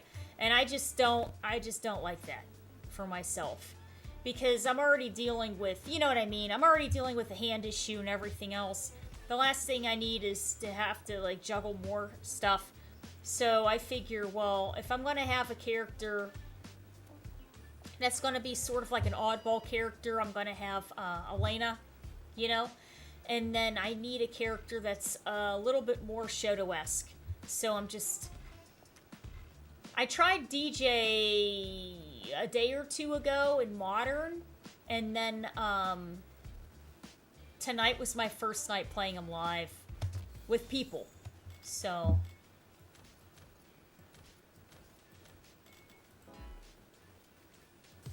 yeah. What's up there? How are you? What is happening? Okay. Alright, guys. So we're going to put on Yasmin. I hope I said that right. First online.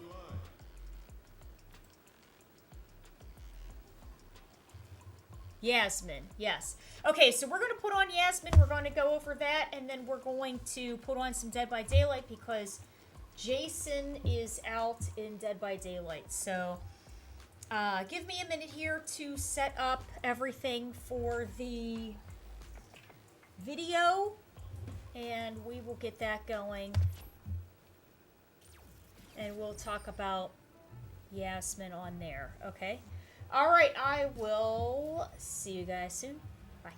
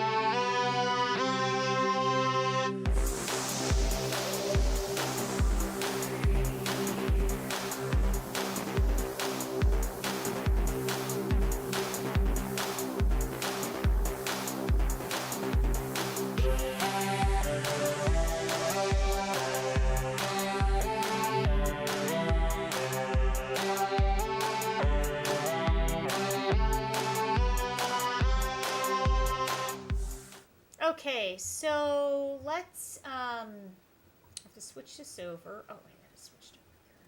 This on here. Okay. And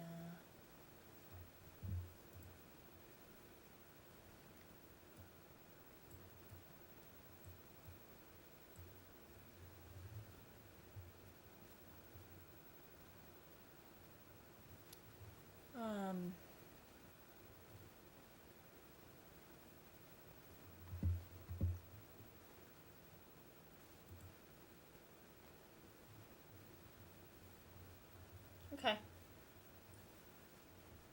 let's see here, shall we? Looks pretty good, looks pretty good, looks pretty good, looks pretty good.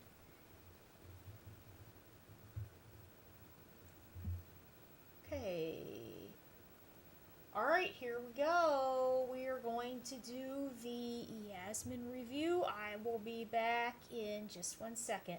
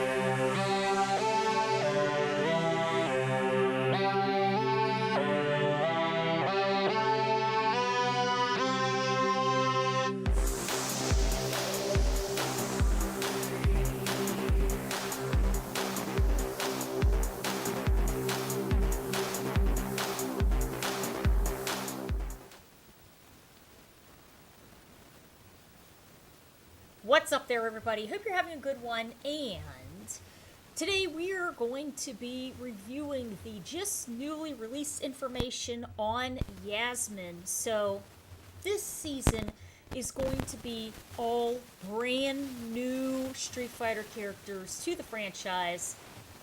And here we have our very first Filipino Street Fighter character. So let's take a look at the trailer and gameplay that had just released earlier today and see what is in store.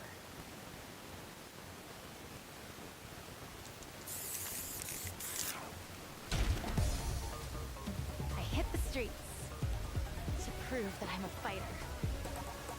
Keep up if you can. Round one. Fight.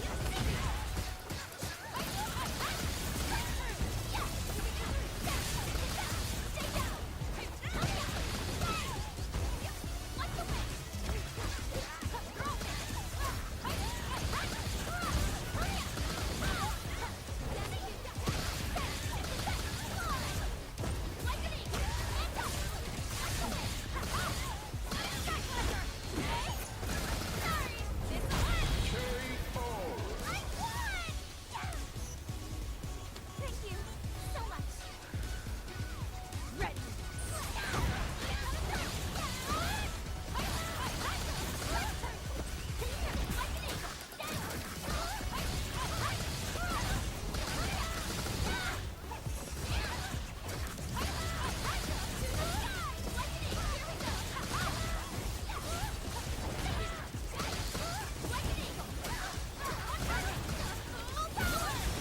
Not gonna lose.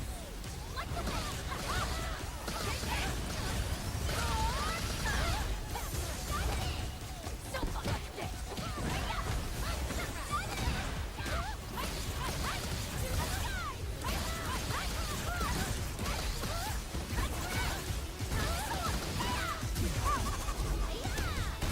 My turn.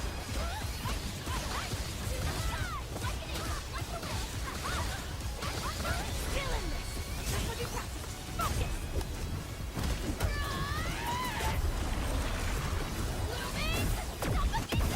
Suffocation.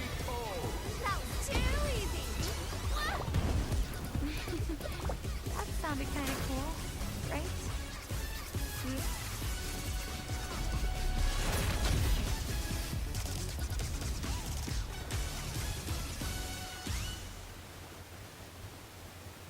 Very nice. Okay, so we can see. Whoop. I can't seem to get rid of these things on the screen here. Okay, so this is the season here. So we're going to have Yasmin, Bosch, Tifa, and this is Yajar? Yajar? So that is going to be the season to come. Now, it's a lot to look forward to. Everybody is an absolutely new character. So Yasmin is coming out on August 3rd.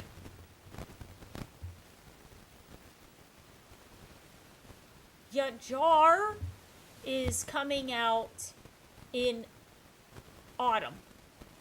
Then Tifa is coming out sometime very early 2027. So I think she's going to be available to play during Capcom Cup. And behind this giant G here is Bosch. And he's going to be coming out sometime, I believe, right after Capcom Cup. I'm just trying to take this general season and compare it to last season. So that's how I'm basically trying to come up with the timing of all of this. Yes, it is. Yeah, it's really good. Oh, yeah, no, she looks, I mean, to be honest, she looks like she's going to be really good. Yeah, she looks like she's going to be very, very, very good. So, let's stop for a second, and we're going to take a look at the history that the internet is saying that she has. And it's, so what we found online is Yasmin is the first Filipino fighter. She is a high schooler from the Philippines, and she's missing her older brother, Kuya. Although she has a shy and gentle demeanor, she beams with confidence in combat, utilizing a dance-like fighting style and a crescent-shaped karambit knife taught to her by her grandfather, Lolo. Now, her background is that she lives an active double life as an everyday high school student and then secretly brawling in the urban streets of Manila. She has taken up fighting primarily to track down her long-lost brother. And she was trained by her grandfather, who believed that martial arts and self-defense could encompass rhythm, grace, and attitude. While she was reserved to daily life, she's fiercely confident, hyper-focused once the match begins. So, her basic style is martial arts, and that is arnis and eskrima, which is a traditional Philippine weapon-based martial arts combined with silat. She uses the karambit curved knife, and her inspiration was for her outfits was the Philippine flag and supposed to look like modern athletic clothing, especially those worn by Filipino Olympians. She also has nods to the Philippine eagle and the country's flag. You can really see the bird aspects in her, which is what I immediately sort of had thought, with her hair like this, looking like feathers. And then if you look at her photo here, she has the feathers right there.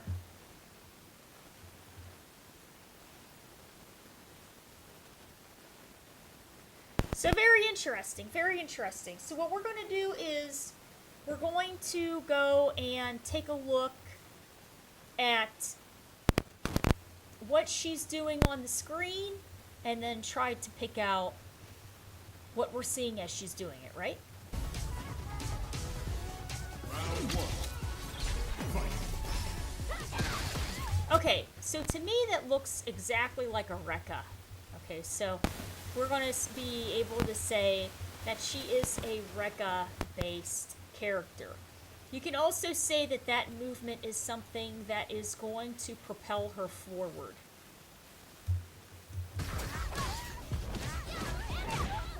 That could be a target combo. Now, what's very interesting is that she has a lot of moves that propel her forward or propel her karambit forward, and it has it go behind the opposing character, right? Which is really something interesting and unexpected. So she has a lot of options where she's propelling herself to the opponent while their back is turned, or using her karambit as a boomerang and having that go behind them also. So that is a forward throw. So we saw an idea of an an air-to-air and sweep, and her overhead, and her cross-up. So we just saw in a matter of 2 seconds her air-to-air, her sweep, her overhead, and her cross-up. Then she has an option where she hits a couple of times very quickly, almost like Chun-Li's lightning legs, right?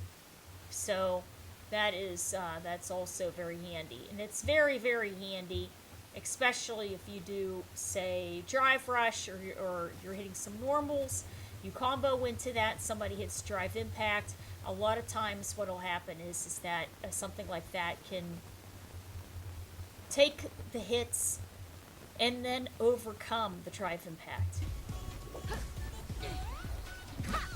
So that could be her, like a taunt, or her neutral animation, right? Her idle animation.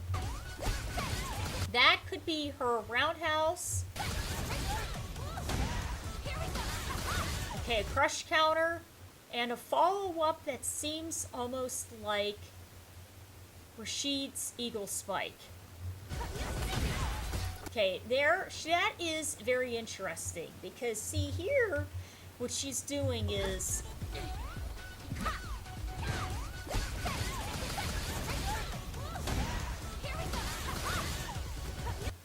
she jumps up,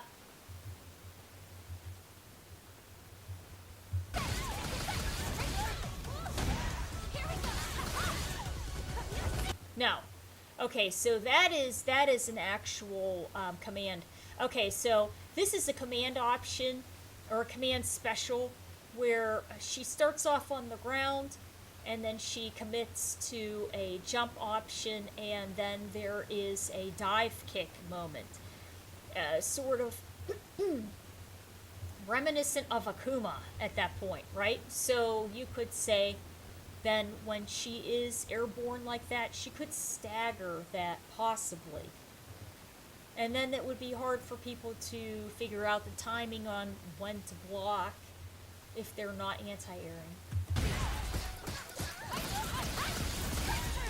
Okay, and then there she goes again into that multi-hitting punch. And the end of either that version or whatever that is, because remember, this is a new character, this is new for all of us, it is going to propel the opponent halfway across the screen.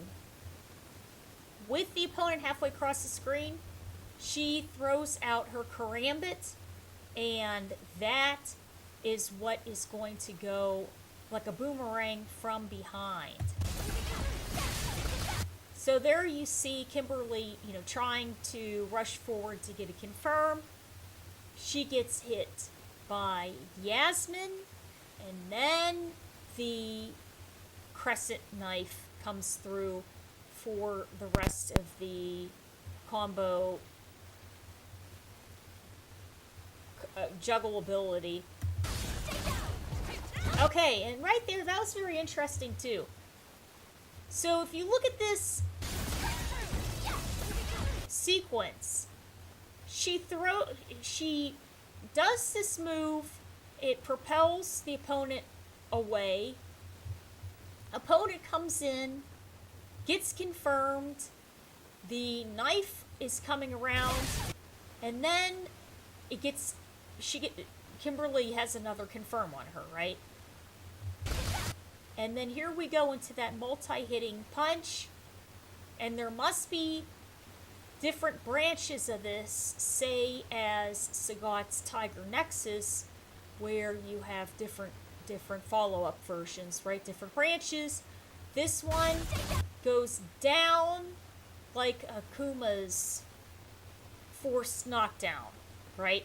So those are two moves that are reminiscent of Akuma or Evil Ryu or Oni, I would say at that point. Okay, so now she does have something that is a little bit of a anti-air and she gets a follow-up from that. Yeah, so, yeah, that is a great juggle opportunity. And she gets a follow-up of some sort of a low rush punch, and she's plus from that. See, Kimberly hit a button, and now it's still Yasmin's turn. And there you go again. So it's sort of funny to see. That was a little reminiscent of Rashid at that point, where he can get his mix up and starts crossing sides and everything else, and doing spins and crossing sides. And it's very neat to see, because now we're going to have a character that is also going to be very agile and, full screen, full motion capabilities, have projectiles, have an uppercut-esque type of move, and now they are also going to be able to have these crazy side-switching movement capabilities, right? And that is going to be very crazy to see, because it makes you wonder, with all of this, she's going to be a highly played Oki character at this from this point that we're seeing. So there you go again. She did her multi-hitting punch into the downward, hard knockdown, but then she followed it with the up kick. So it makes me feel that force slam down is tied to that multi-hitting punch. And then she just, so if you would say that that's one special, then the up kick is another special. So that's special 1 and special 2.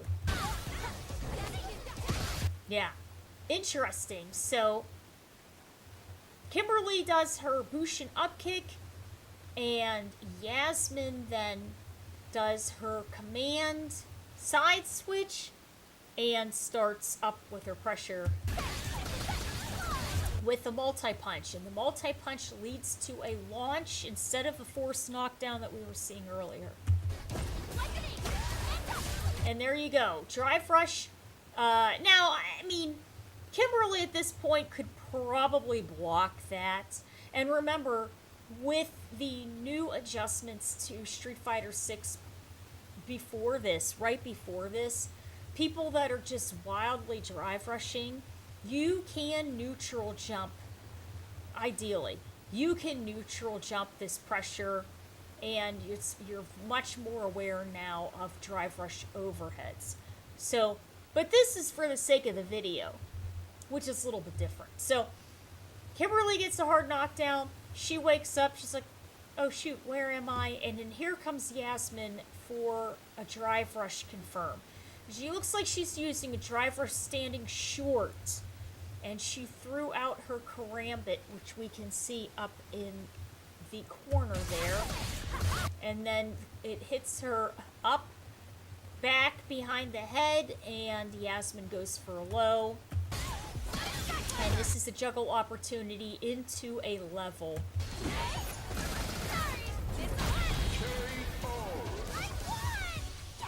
Very nice. Winning animations.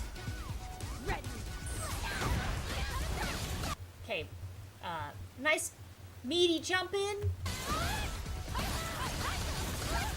And there we go into that punch option again, and this one sends the opponent across the screen. So we've now seen all of the versions of that. We've seen the hard knockdown, we've seen the hit neutrally across the screen, and we've seen a launch.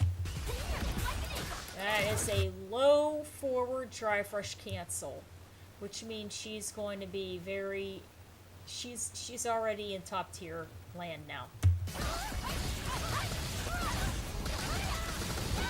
Now, the funny thing is this. Remember, in the most recent patch, we were just speaking earlier that Kimberly and Juri have been buffed to having higher juggle counts aerially, okay?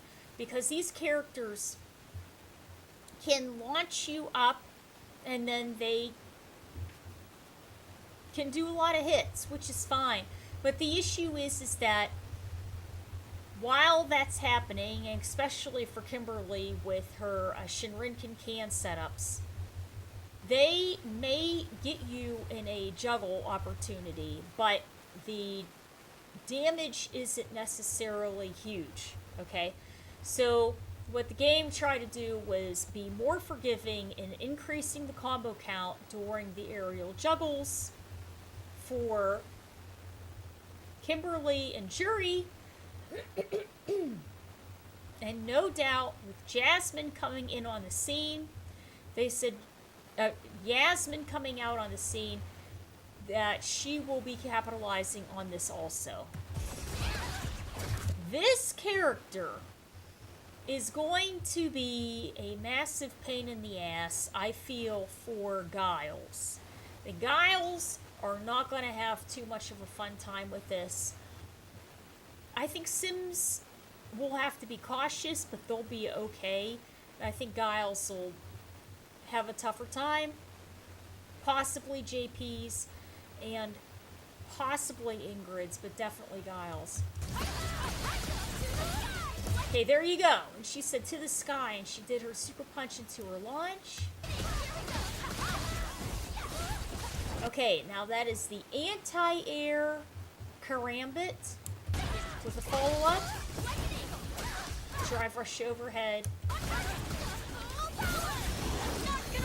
And she gets her OD into a level 2, which looks like it's an install level 2.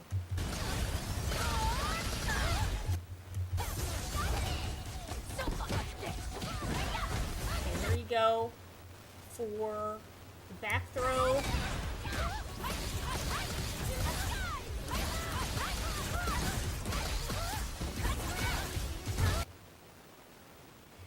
You know, that reminded me of Cammy's side switch option that she had. And they had nerfed that out for a moment, and then they said, you know what, we think that it could be still be okay. So now we've got Yasmin, she's gonna be doing it. Which is, you know, it's okay. But here's the thing.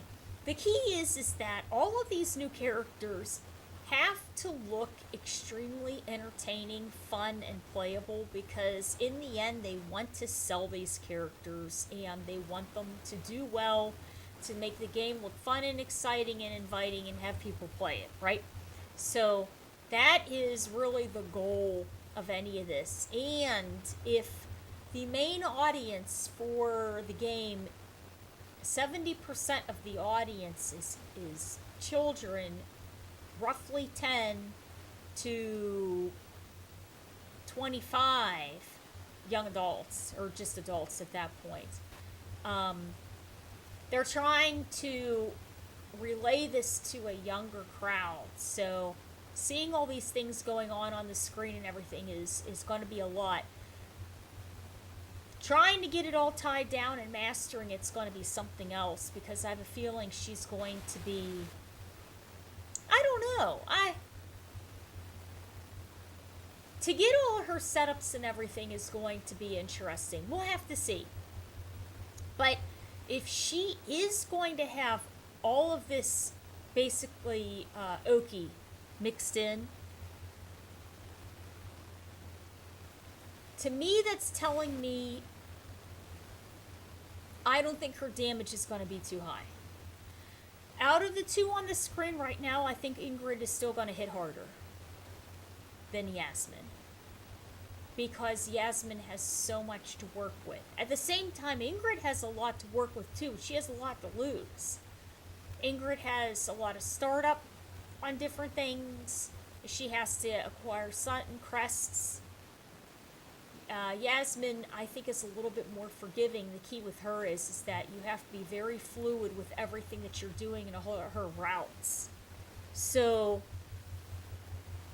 I think that she's going to do, and the fact that she has an uppercut-esque type of move, but we haven't seen an OD version of that.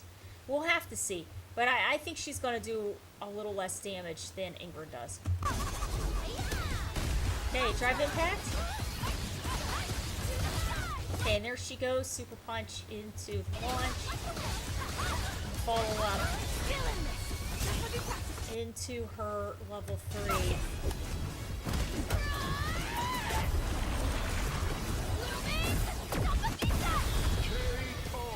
That was too easy. That sounded kind of cool, right? Very nice. Very nice. She looks really good.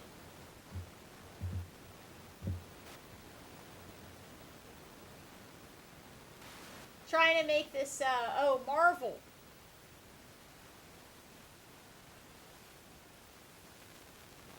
Yeah.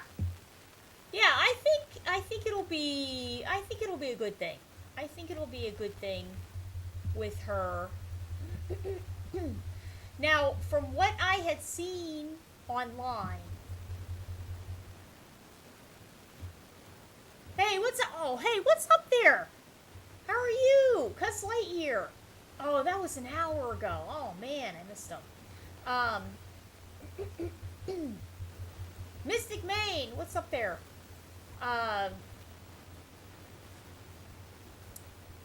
There were people saying that there is more anime-esque types of options coming into Street Fighter. A lot of it would have to also be with, I believe, with the addition of JP. JP was definitely a character that had broken the mold in different ways when it comes to his style coming into the Street Fighter franchise.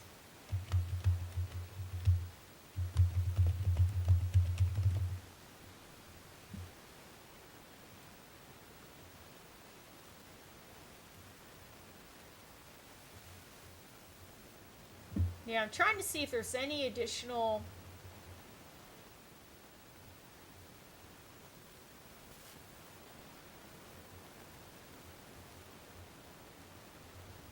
information here.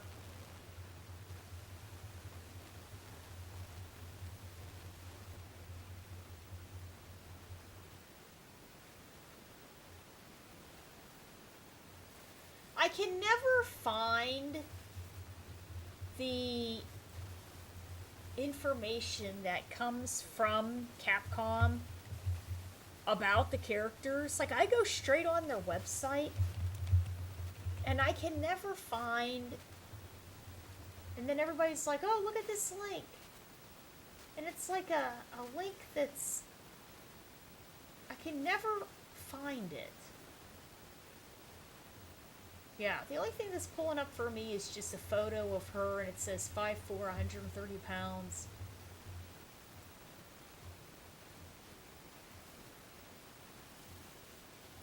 Yep.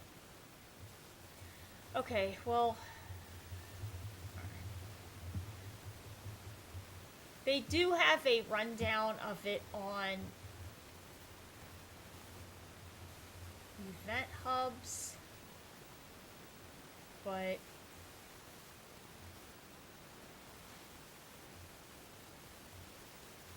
never where it came from.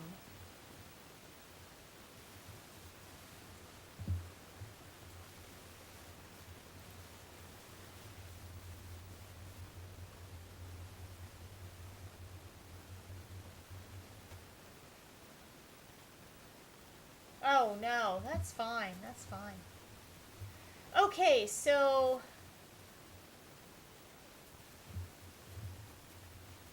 oh wow. Let's see here. There we go. Okay. Okay, so her first move that they have listed is Deloy.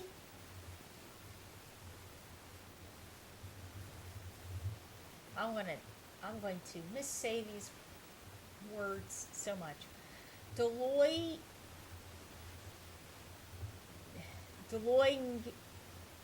too big. And that is a quick forward moving knife attack that can set up or extend combos. So that would be, it could be that, Deloy too big. Alon, a quick follow-up attack from the first attack, Deloy, where Yasmin lashes out with a multi-slice, ends differently upon the strength of the attack. With the successful strikes, Yasmin is in a powered-up state, Bionic mode. So she does Deloy first. Oops, where's it gonna jump? And then the follow-ups, which will be the Tiger Nexus, right? Is called Alnon.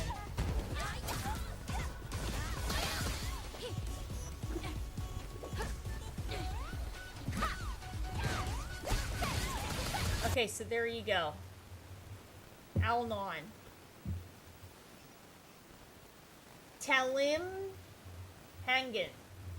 Jasmine spins forward in a low sweep that can either close the distance with opponents or bait out their attacks based on the strength used, with successful hits placing her in Bayani mode. Rukan Langit. Yasmin jumps into a front flip that can mix up opponents in either forward swipe or an upside down spinning back hit. Okay, and we did see both of those. We saw, yeah, I mean, I said, oh man, she has one that lands right behind you, and then the one that is the forward swipe. Right, that's very interesting. Link pad, Agalia, a multi-hit attack where Yasmin leaps into the air with a flurry of kicks. Okay, so that would be considered her uppercut.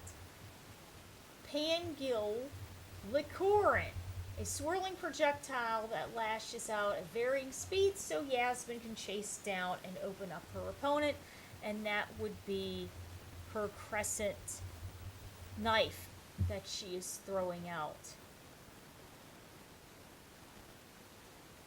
Karambit. Hiwa. Kalangitan is Yasmin's level 1. You see her kick her opponent into the air and slam him back down before transitioning into Bayani mode. Naka Takong Lakas. Yasmin's level 2. Focuses her energy for a limited time boost and allows her to use her special moves while staying in Bayani mode. She can also use Lina Laiwangang during the super art, where she dashes past the opponent and attacks him from behind. So that reminds me of Terry's lane switch, where it's a target combo. You can do a lane switch where he steps into the background, but then he basically goes from behind. It's very interesting. I think that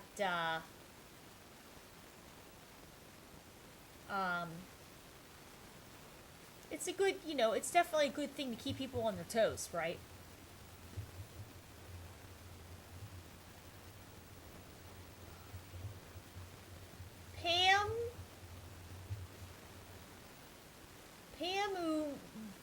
Pamumu. That's it. Pamumu Cadcad. Pamumu Cadcad and Sampaguita. Yasmin's level 3 super art where she spins the opponent and gathers energy before pulverizing them in an all-out attack. So that is Yasmin.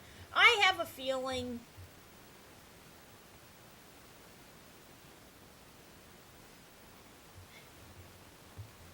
I think Yasmin's going to be labeled as tricky.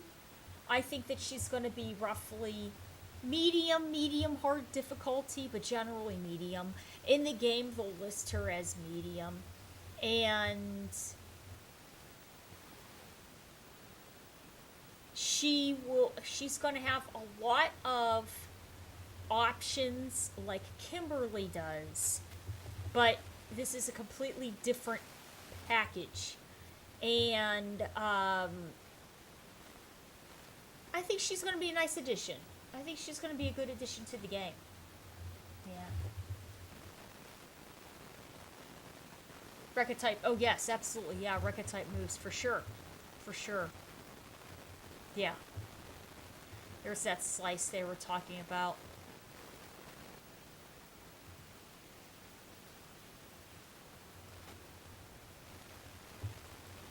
It seems that it's extremely important that she accesses this Bayani mode.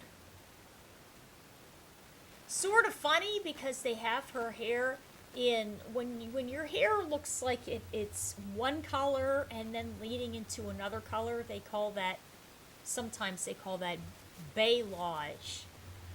And it's sort of a transition, right? So it does look like she has that option, or that transition, in her hair. Hmm?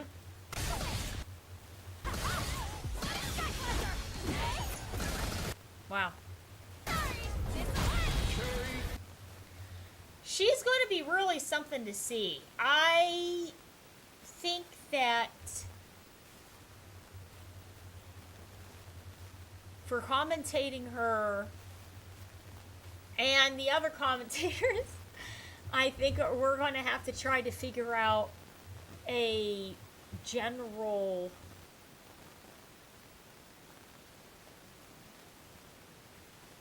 kind of verbiage for her, because it's going to be hard when you're really trying to be on a roll in a match to say the true names of these moves. So yeah, that'll be something. Yeah. So is there anything that anybody would like to add? Anything that they think is interesting about Yasmin? The flippy spinny. Yeah. Doing good.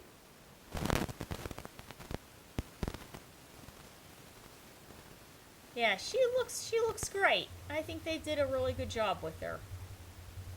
She looks good. That sort of reminds me, whenever you see Aki do her reverse uppercut, it's called Cruel Fate, but Broski calls it the reverse Flappy Bird.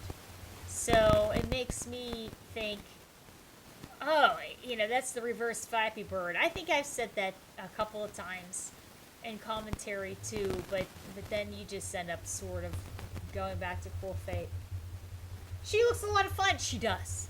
She does look like a lot of fun, and I think that she's going to be a very good addition, and something new.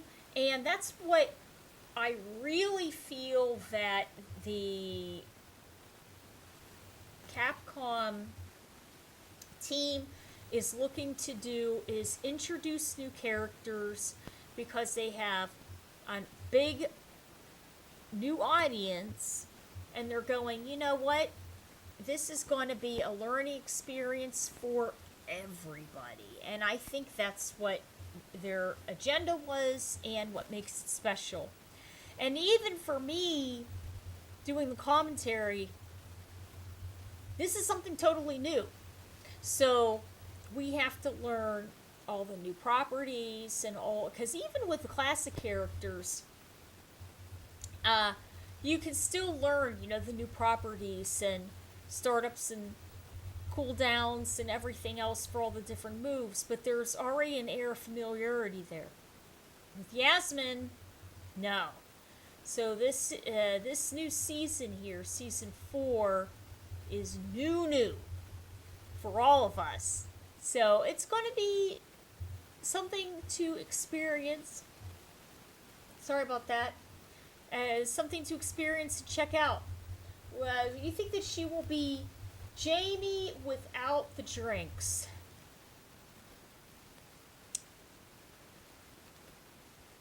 I'm not sure, and this is the reason why. So, as we were reading through the information, it was saying that she transitions into this powered up state called Bayani mode.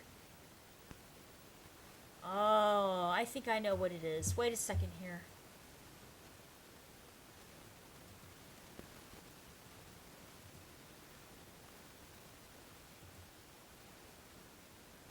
I'll tell you what Bayani mode is. If we look at the first 10% of this video, especially this photo right here, okay, this still is unbelievably important. You can see her karambit. And this is it, right? I don't know if you guys can see my mouse. Right here, right? Here, okay? It's not glowing blue. It is a regular karambit. I would highly doubt that she would have the opportunity to then throw that out as the boomerang projectile options in the state that it's in right now. So what she's trying to do is she's trying to access Deloy Tubig into the Alnon, which is the follow-up, which is either launch, the hard knockdown, or the neutral hit that leaps you across the screen. After you do that, she goes into Bayani mode, and that's when this turns blue and it's party time. That's exactly what that is. So right now she's neutral. She's at 0. And then once she gets that first confirm, and then the extension on that leads to the Bayani, which would be a combo that Manon would get to have a gold medal, or a special that would leave Manon to get a gold medal, a special that would lead Jamie to getting a drink, a special that would allow Lily to get a wind up, right?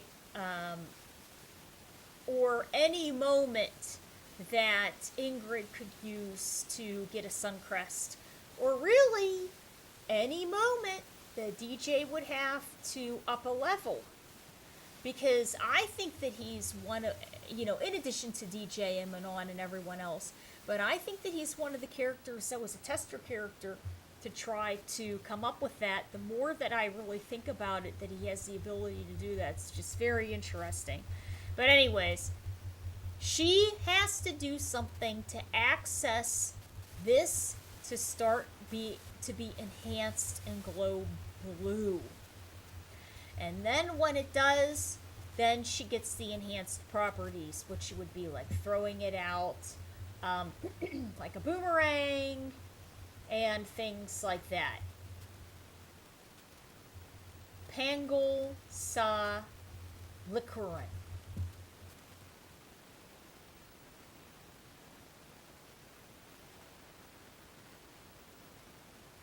Level 2 install. Well, she will also have the install for level 2, and that is Nakatagong Lakas. So it says here that for a limited time, she's boosted. That allows her to use the special moves while staying in Bayani mode. Okay? So, the way that I would think of that would be when Viper accesses Decoupler, her level 1, her heels start to glow, right? And there's a meter then that just starts melting away. She will have access to her super hop, she will have access to her extensions, and she does not have to spend the additional bar of resources on that, okay? So what I'm thinking happens is this. Yasmin, for better or for worse, she has to access this Bayani mode. After she accesses it and her Karambit is blue, if she gets her level 2 Natagong, then the timer goes off. Like Viper. And they go, okay, Natagong is now enhanced. Go crazy. And that's when we're going to see options where she has the ability to dash past the opponent and attack them from behind. And she has a limited boost to her special moves. Like Viper. I think that's what we're basically seeing. A huge Rekka fan. Affinity with your liking. Yeah, absolutely, absolutely. I think so. I think she's going to do very well. I think she'll do very, very well.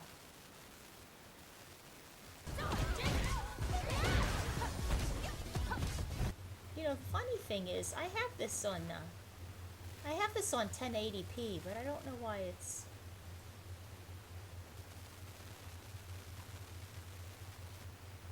Yeah, 1080. Look at that. It doesn't go any higher.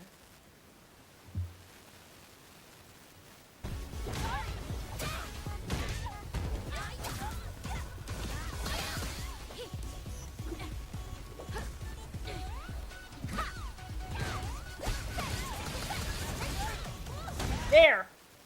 She did it right there. She literally did it right in front of her face. So here you go. She is comboing, or she doesn't even have to do the combo. She's doing, okay, that's her neutral. That, no doubt, is a roundhouse. Then here you go. She gets a crouching strong.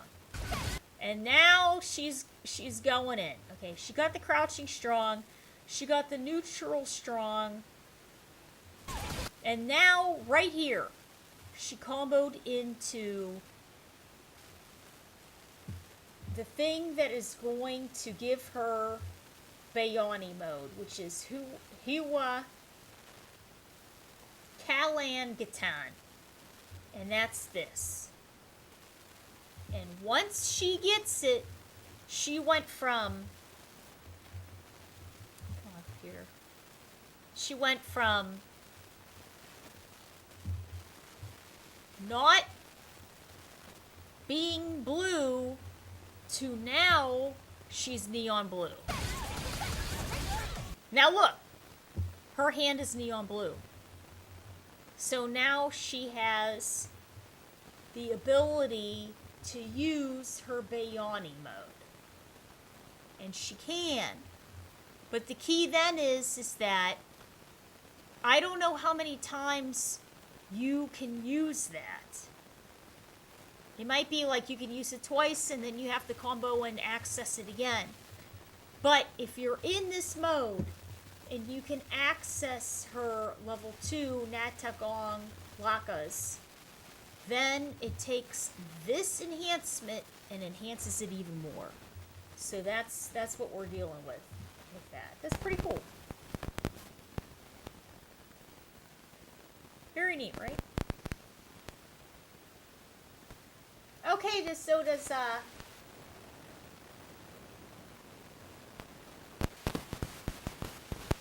Balrog. Well, I think we'll get Balrog at some point. I think we'll get Balrog at some point. I think we'll get Vega at some point also.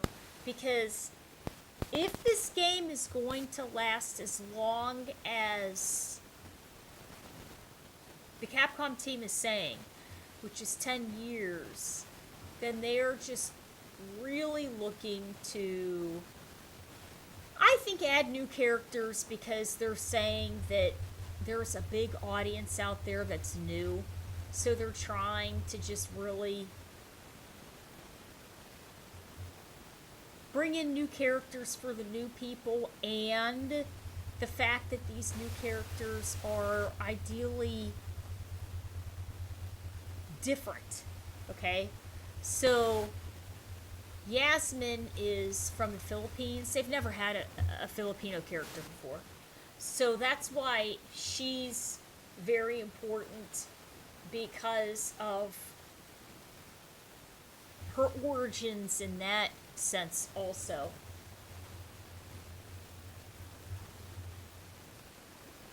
Yeah. Yeah.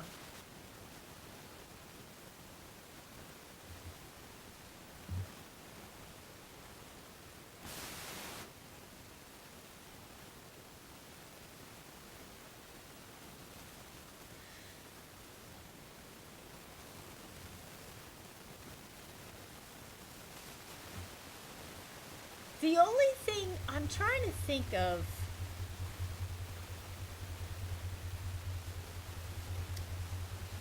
the only thing I can think of is this.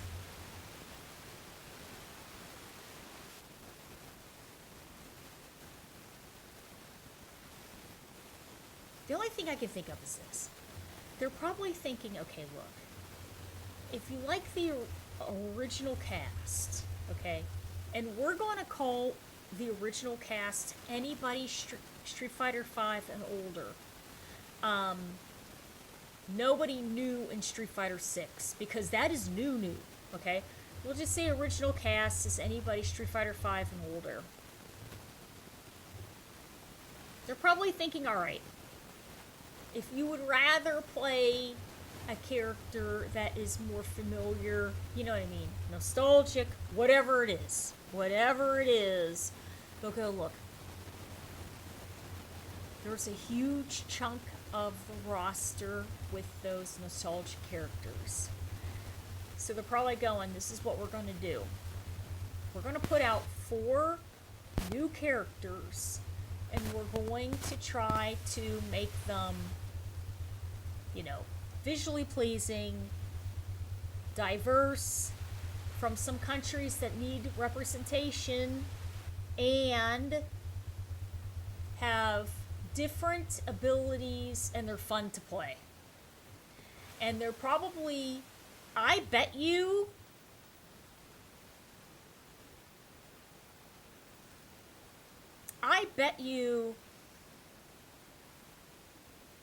see, here's the funny thing, because I can't say for sure.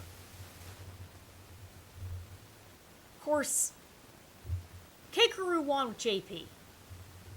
And JP did not have a traditional invincible reversal like Ryu with a Shoryuken. He has a Crouching Fierce, and they nerfed that out at one point, and all the JPs were going, oh no, bring back our Crouching Fierce. And then they said, alright, fine. JP was really suffering, and then Kakeru came in there and he won Capcom Cup with them. Alright? Yasmin, and he's a new character. Yasmin joins the cast. This is all theory, okay? Yasmin joins the cast.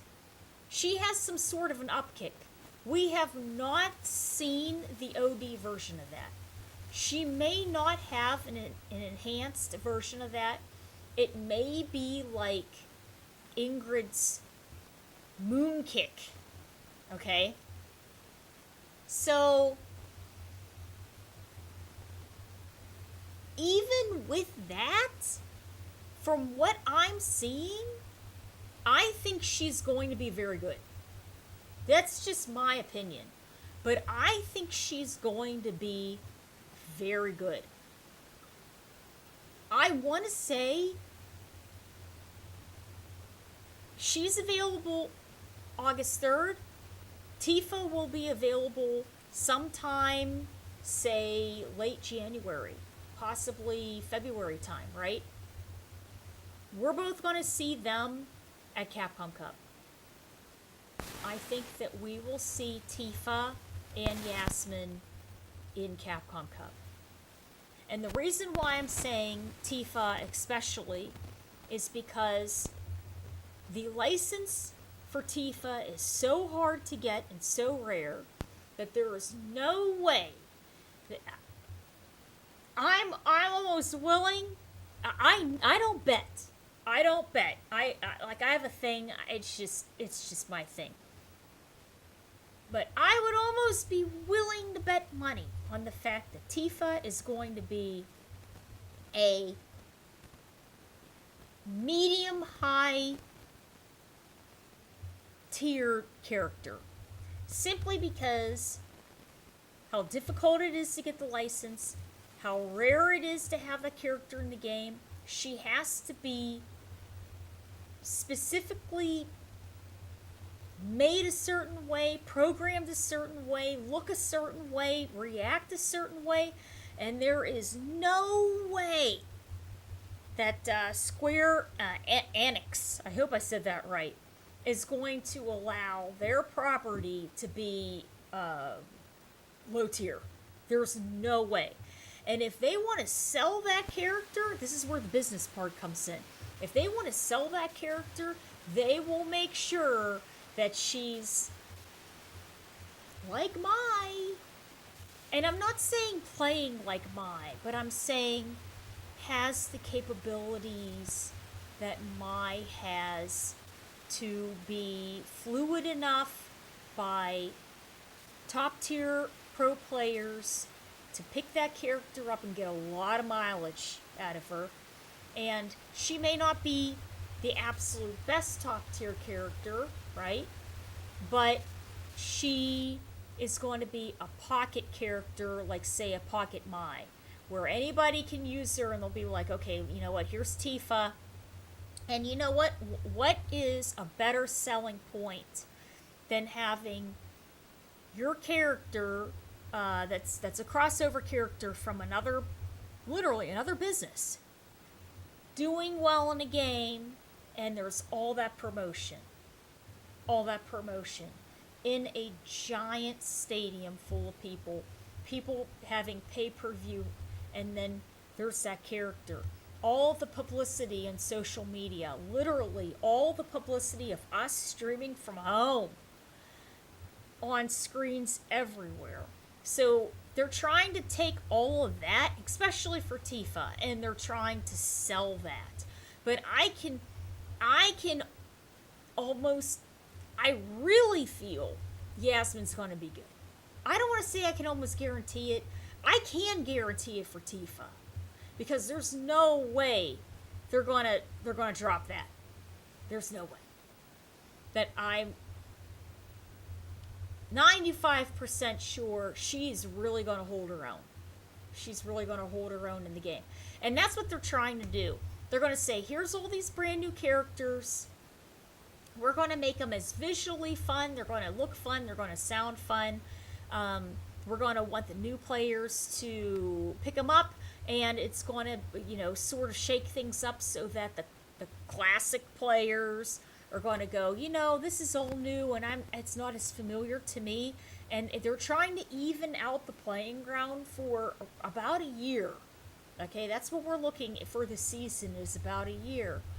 And no doubt they're saying, well, if this is something that is, you know, that you prefer the previous Street Fighter V and older characters, pick them. You know, Rashid is there.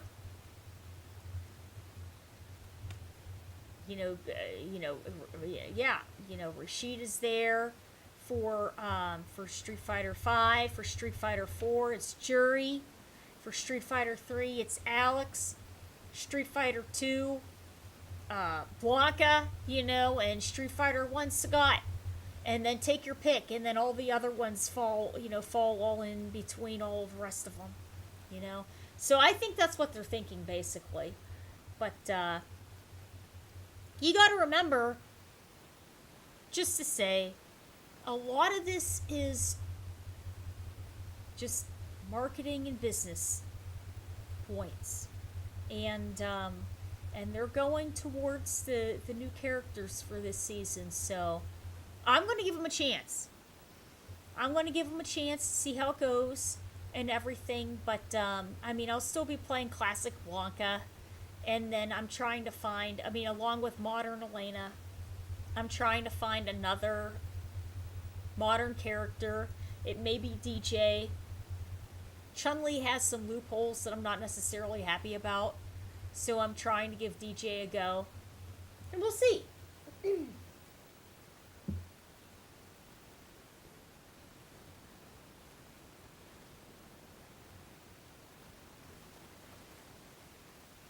Hey, well, you know what? Here's the thing.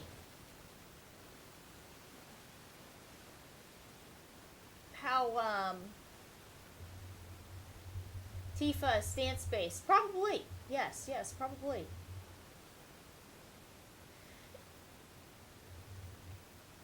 I started playing Tekken in Tag 2. For me, I've always played Kazuya. I have always played Kazuya. In Street Fighter, when I was a little kid, I wanted to play Claw. I wanted to play Vega ever since I could, okay? And then I was able to in 4, and I was able to in 5, and he's not in here.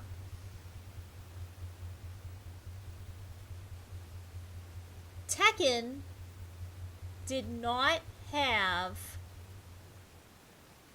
Kazuya in Tekken 3. They said, here's Jin. Now, I wasn't around at that time, but they definitely can do things like that. And they did. And they never brought him into Tekken 3. Think about it that way. It's sometimes there are risky steps, and we would consider it risky, but on their end, it's more, how do we adjust the storyline? How do we keep the game progressing? So the focus wasn't Kazuya and Heihachi, and then Heihachi and Kazuya. It was just, they took it and they totally flipped it upside down and went and tried to do something new. And that happens. So I think how this is going, they're trying to focus, they're trying to focus on the new players. They're trying to focus on new characters with a lot of new different capabilities. And that's, and it's fun and it's interesting. We have the classic characters, that we have that are in there. And that's, and that's how they're doing it. And like I said, there's other games that have done it, and you can take Tekken 3 as the example. You can take Tekken 3 as the example for that, for sure.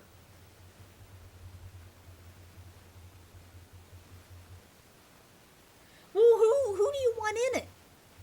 Who do you want in the game?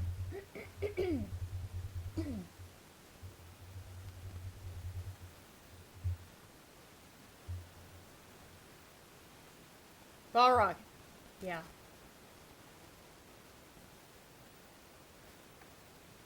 The only thing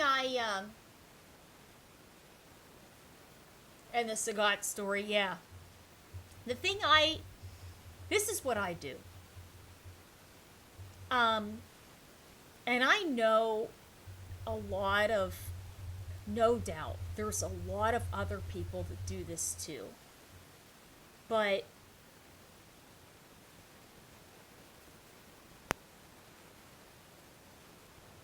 if you're on social media, and you don't even have to be talking, but if you just read the flow of things that you're seeing in the news feed and on Instagram and just here and there, you can sort of start to pick out the different flow of things that they're putting feelers out for.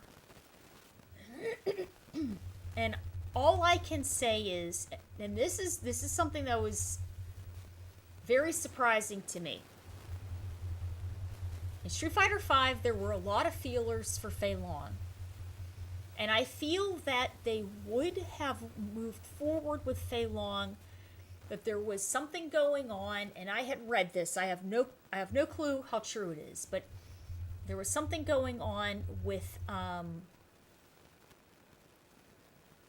possible connections to Bruce, possible connections and issues with family in that. And they did not proceed with Fei Long, I'm guessing. Because if you look into some of the backgrounds for Street Fighter V, there was a lot of heavy emphasis for Fei Long in there. In Street Fighter V, there was also a lot of heavy emphasis on Viper. She was not in the game. In 6, I am noticing in a lot of talk and people putting out feelers for things of Claw and Boxer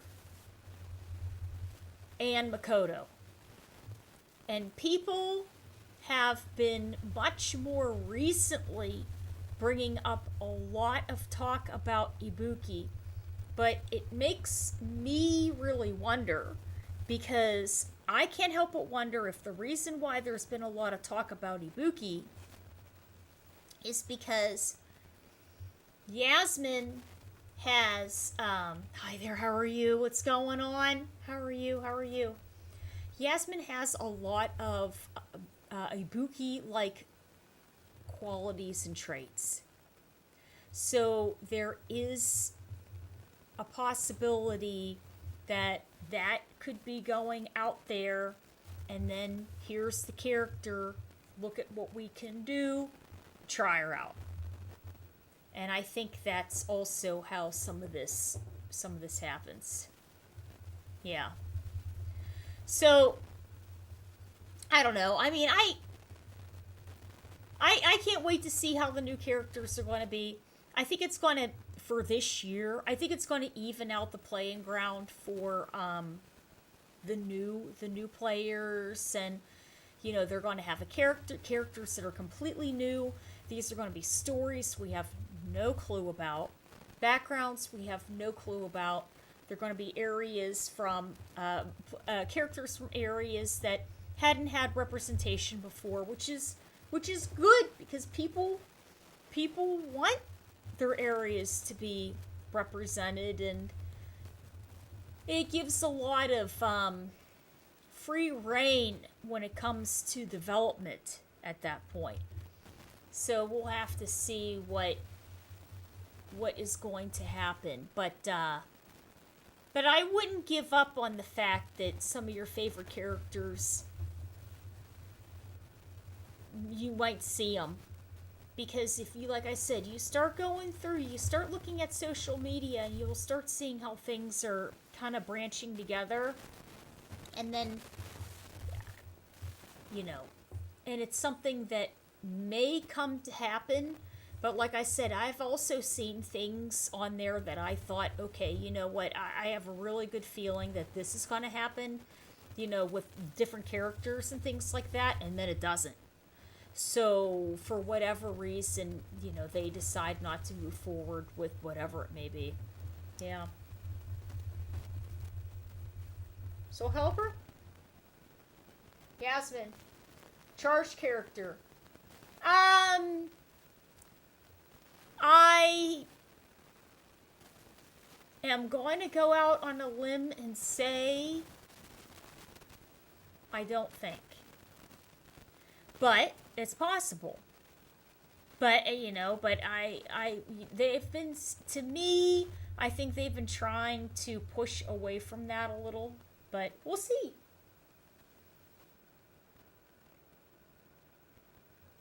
Bison.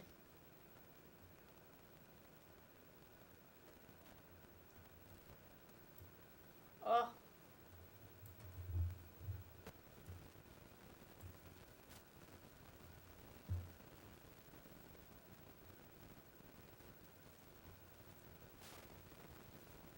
Soul Calibur 5. Ah. Yeah. I mean, you know, I don't know, guys. Charge character.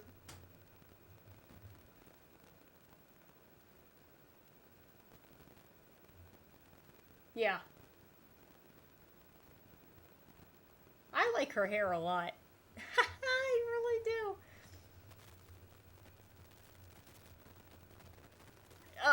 I mean, if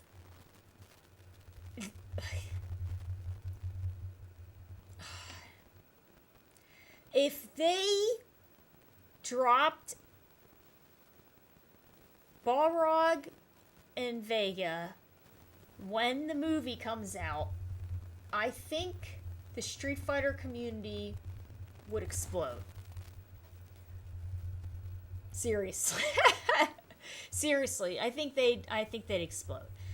But the only thing that's making me think that,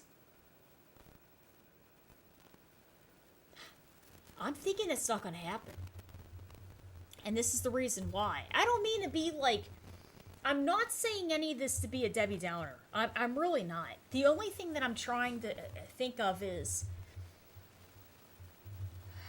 development things and business-like things. From what we've been told, it takes a long time to create these characters, right? It takes almost 2 or 3 years to create a character. And if they have so many people working on so many things, and it takes that much time to create 2 or 3 characters over so many years, they have so many people and they're delegated so much work, and it's so much expense to do. They have a very strict schedule that they're trying to follow. I really think that if they had more freedom, that they'd be sprinkling stuff in before this. I think that's why they're so strict with everything. So they're going, look, it takes a long time to create these characters. The games are a lot more advanced now. It's taking more money. We have to follow this schedule. Now, I really think it's possible, and Vinny's in the chat, and he had brought up a really good point. When they said Street Fighter 6 is going to last 10 years. Street Fighter 6 is going to last 10 years, but the World Tour mode is going to not have development anymore. We are about a third into the season for competition, right? For Capcom Cup 2026. I bet you when season 5 comes out, that is when we're going to see possibly, I can almost guarantee it, we're going to see a major drop. We're going to see a major drop in an update. We're going to see a drop in adjustments, balance patches, character adjustments, and everything else. And here's the reason why. Because there's no more attention right now going to World Tour mode.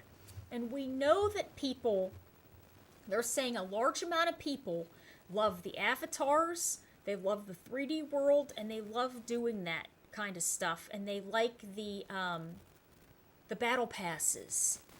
Okay? And there's a lot of emphasis now on the avatar battles. If that kind of stuff is going on, they're going to want to enhance those types of things more, right? They're going to want to keep supporting that. So I think what they're doing is this. They're saying, you know what? We're going to take this offline and we're going to work on it. And they're creating the Super World Tour mode. They're creating a super avatar option. And then the next thing you know, it's going to be super avatar battles. And then they're going to say, hey, guess what? It's Street Fighter 6 Super version before Season 5 2027 starts. It's going to be after Capcom Cup 2026, which is in 2027. You guys know what I mean. And they're going to go, here it all is, and then that's going to be the big change. The only other reason why I'm thinking that there's going to be a big change at the end of this season is because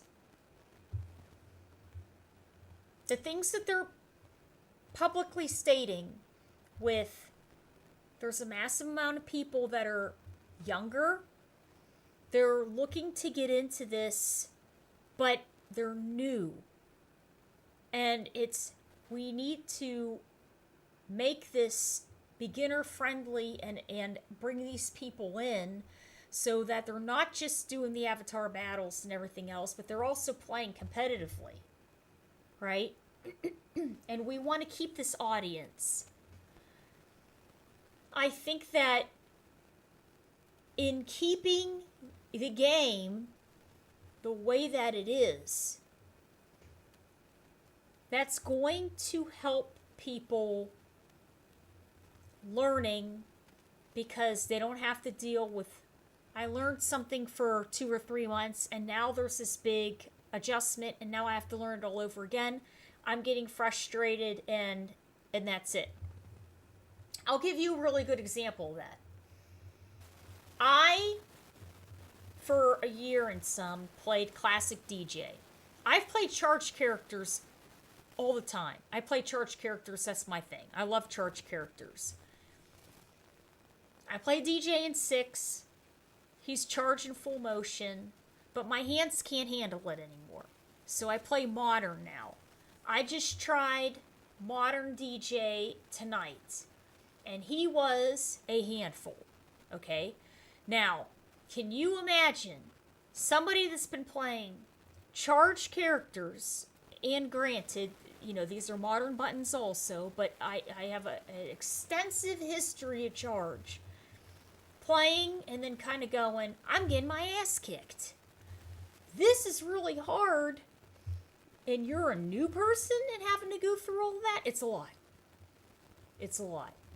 So they're trying to find out ways to get the new audience, hold the new audience, entertain them have things that they know that they can do and learn along the way, and then they can go into, you know, competitive or, you know, whatever mode, and then they can slowly start to level up over time.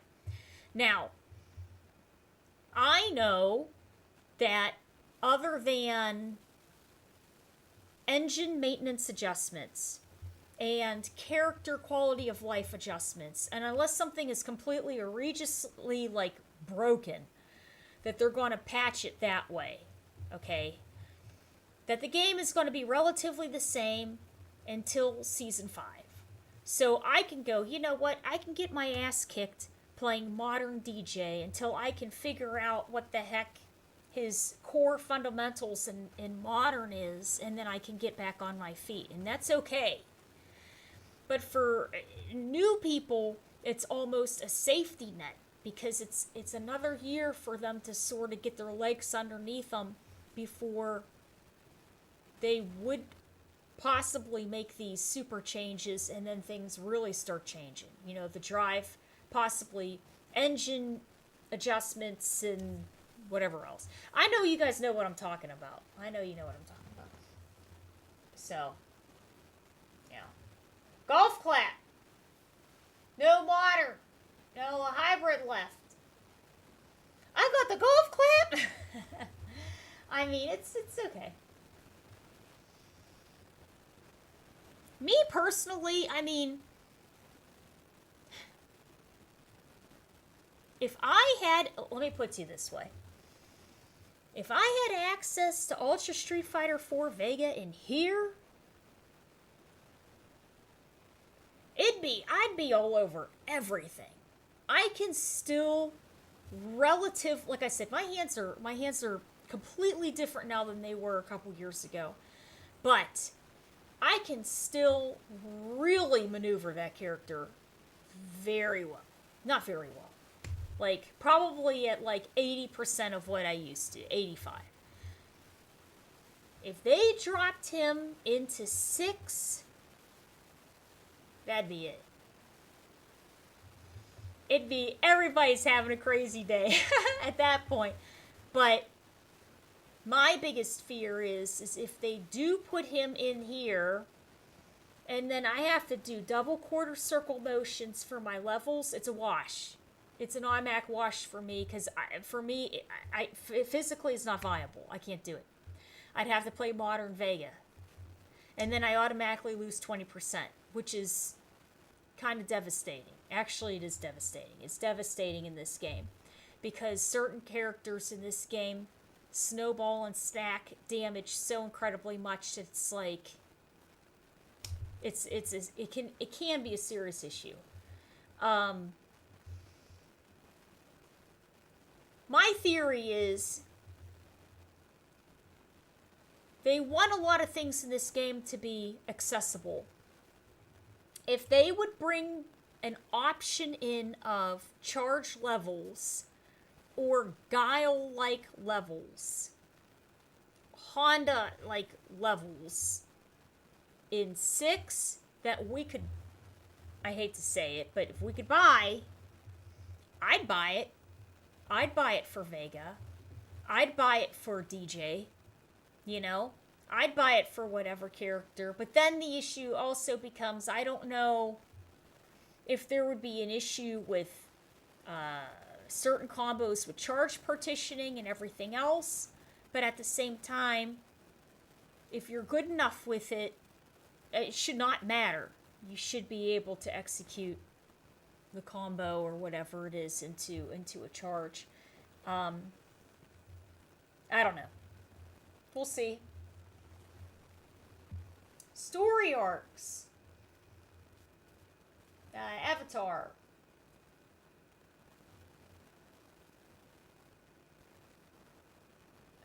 Place. Oh, that's right. Yeah, that's right. That's right. Because Ingrid's out there pulling a Chronica. Isn't that who's in Mortal Kombat? Chronica? I played her in Mortal Kombat too. I should know her name. She was good. Chronica? I think it's Chronica, right? What's up there? The theory.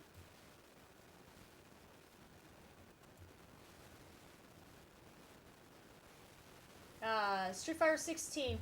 Release 1 or 2 returning characters for free as a surprise, alongside with Super Anniversary. I want to say I believe it, but at the same time,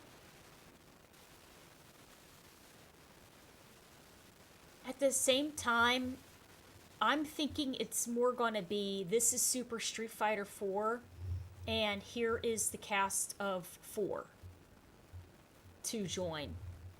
I think that's gonna be, or I'm sorry, this is Super Street Fighter 6.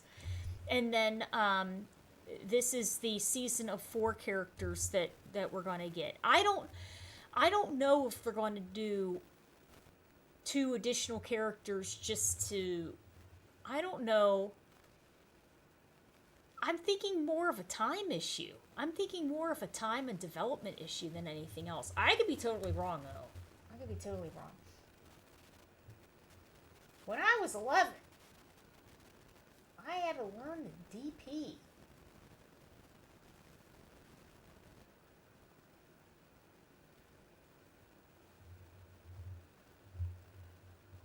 I'm not a fan to play table tennis, and one has a tennis racket. Yeah, but that's not the so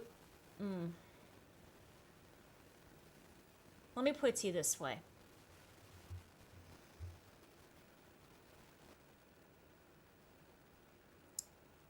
Modern Chun-Li is one of the better modern characters. But she's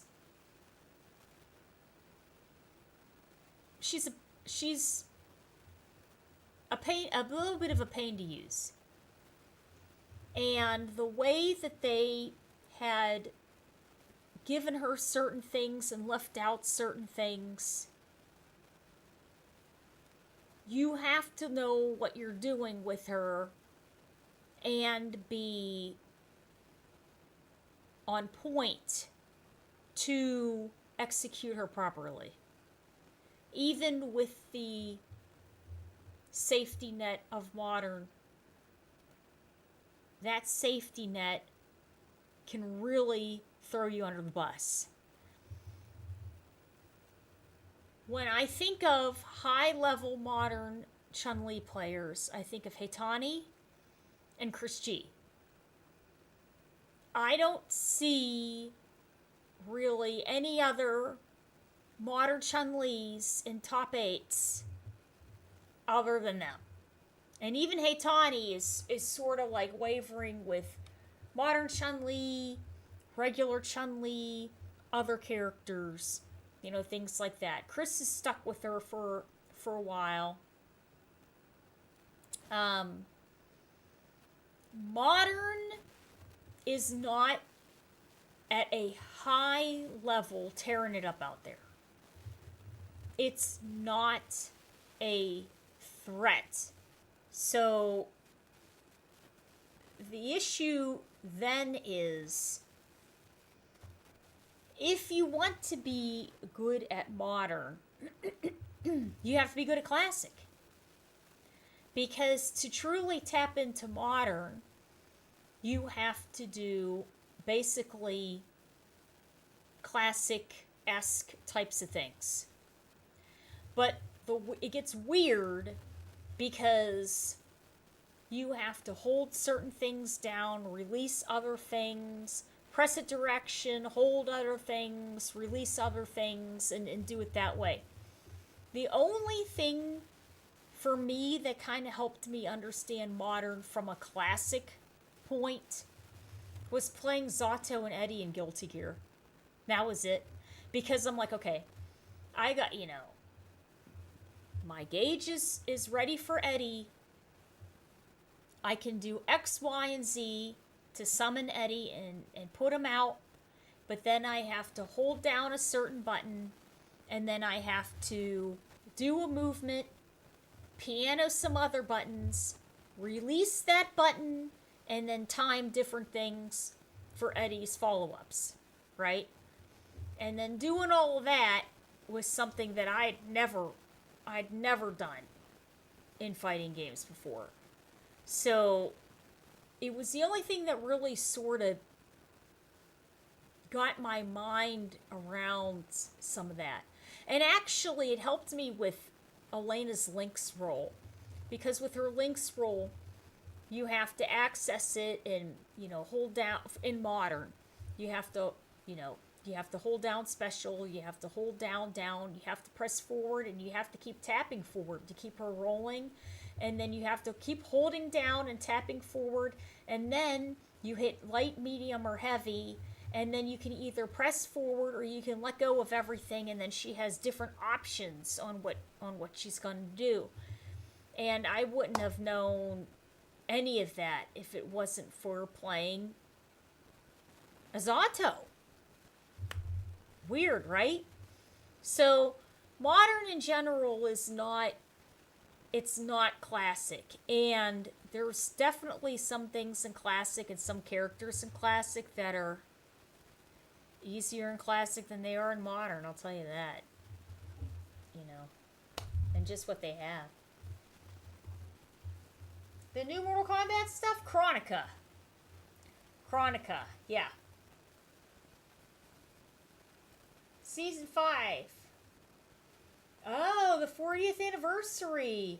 I didn't think about that. Yeah, you're right. Yeah, the 40th anniversary. You're right. It would be great.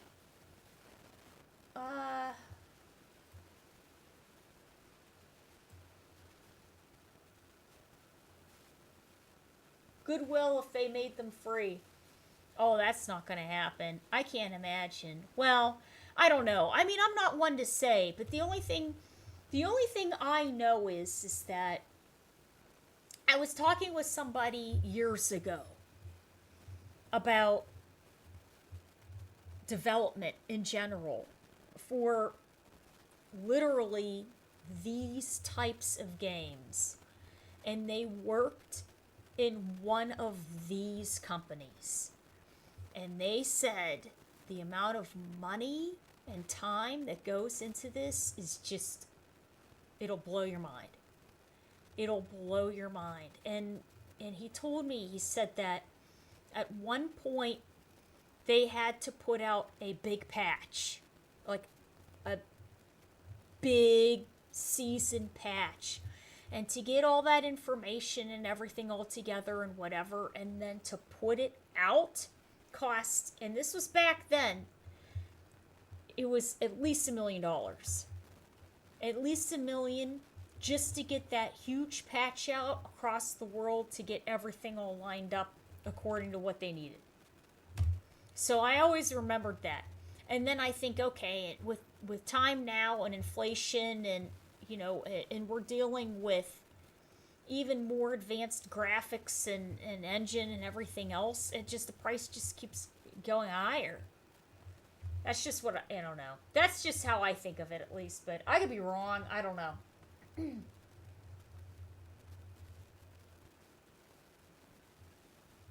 Buff Modern. Yeah, that's right.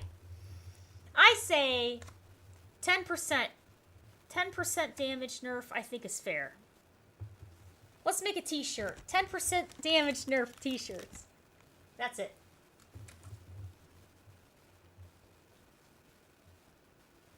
His negative edging. Yes, that's right. Yes, Otto's negative edge. Platform fighters. Modern controls.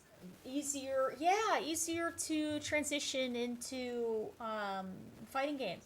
And really, when you think about it, that would also be for 2XKO and League of Legends, right? League of Legends, they're trying to get everybody into 2XKO and everything, and it's a little, it's forgiving, but at the same time it's not. It's also intensive.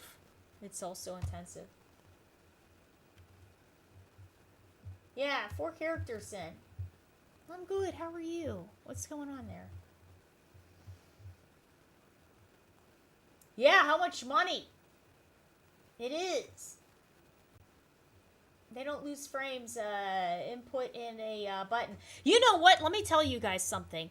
That is one of the things for me personally that I have absolutely noticed by playing Modern sometimes.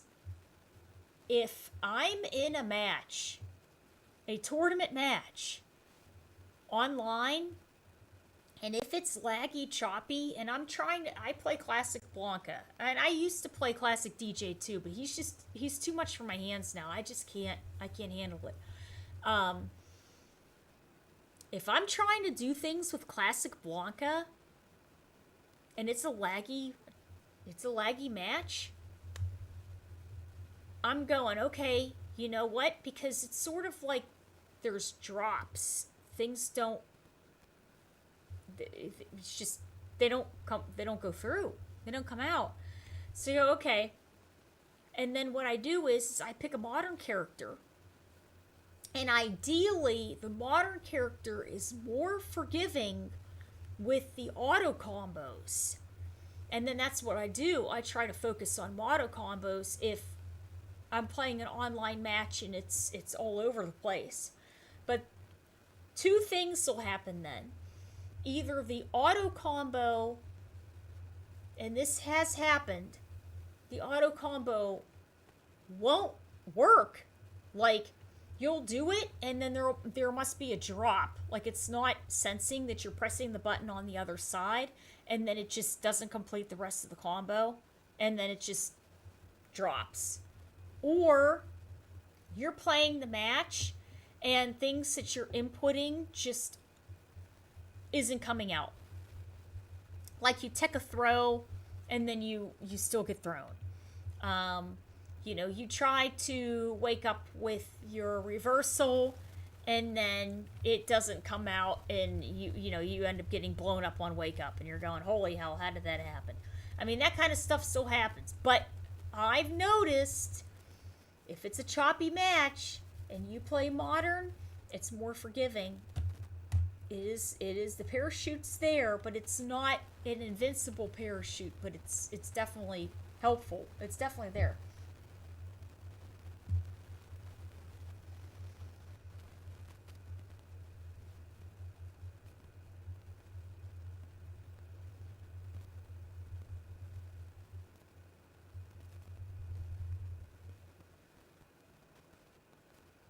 No, that's not true, though. Because, like I said, if you want to get good at modern, you still have to do all, ideally, the classic things. And they take away a ton. Oh, they don't take away a ton, but they take away normals. And you get a damage nerf. And you're supposed to do regular combos, and you have to do all kinds of negative edge partitioning through them anyways. Like I said, there's characters in modern that are just, some of them are just really a pain to play in modern, and the classic version is much, much more straightforward and much easier. And I kind of go, I don't know why they did it like this, because I was creating a damage output like graph to see where the different characters lined up on different things, and I was just, some of the characters I'm going, wow, it's interesting. But there has to be reasons why they were balanced a certain way and done a certain way, because some of them are some of them are different, for sure.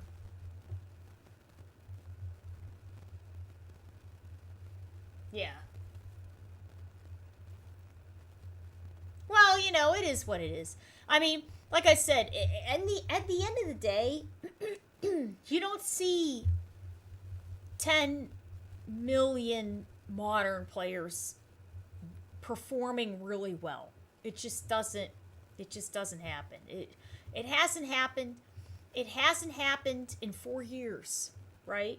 We've had 4 years to do it. That's kind of sad. We've had 4 years to try to make it through with modern, and it's still not, so that's,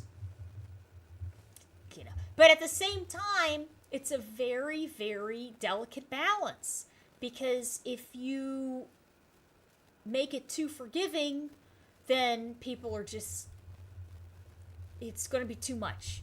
It'll just be too much.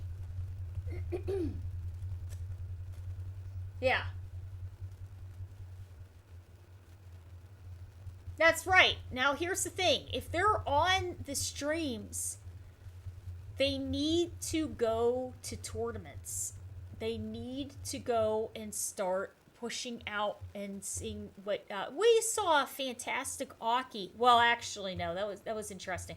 So at Evo Japan, there was an extremely strong Aki player, and he was a modern Aki, and I could tell what happened in the match towards the end, and it's something that modern players go through, but also it's something when your character doesn't have that built-in reversal, and that's one of the reasons that I got very, very particular with my character has to have a strong reversal. So he was in the top 8. I think it was against Punk. And Punk had Aki in the corner and was just going in with Cammy, right? And Cammy's just a very in-your-face character, and Aki is more mid-range, zoner, and does not have that built-in reversal.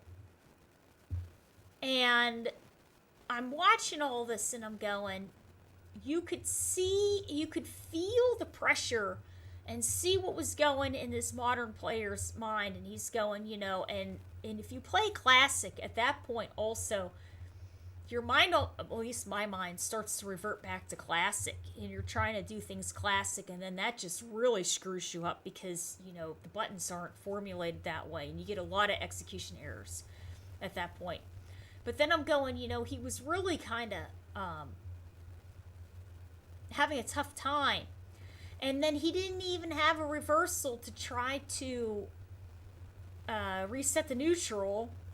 And he was having a tough go. He couldn't do a drive reversal. I don't think that he had access to his level 1 deadly implication.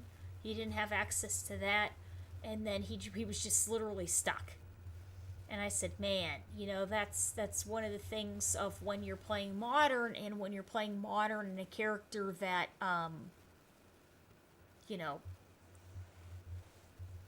doesn't have a reversal.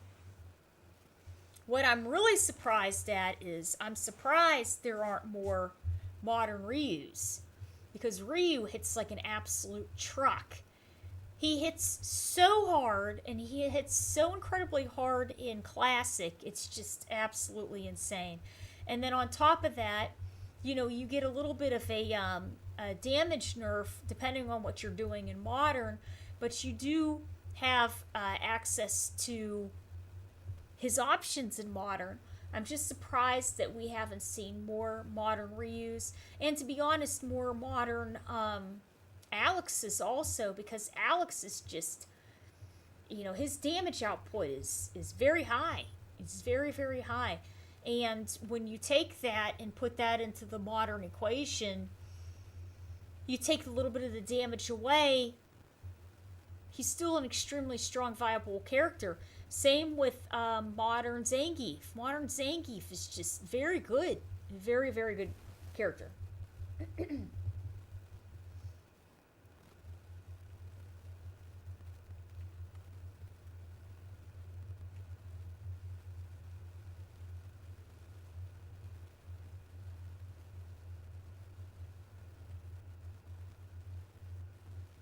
Oh, standing medium kick. That's interesting. Yeah. Yeah.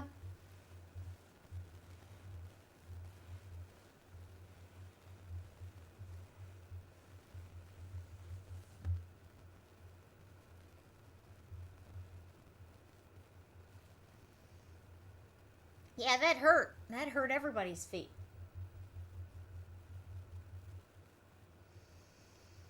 Alright, guys. Oh, wow. It is 4:09 a.m. Okay, so, we are going to finish up this Yasmin video here. I hope you guys had a wonderful time. I'm going to see if my buddy KMK is still available. We were going to do Dead by Daylight's Jason. And, oh, he's still in here. I don't know if he...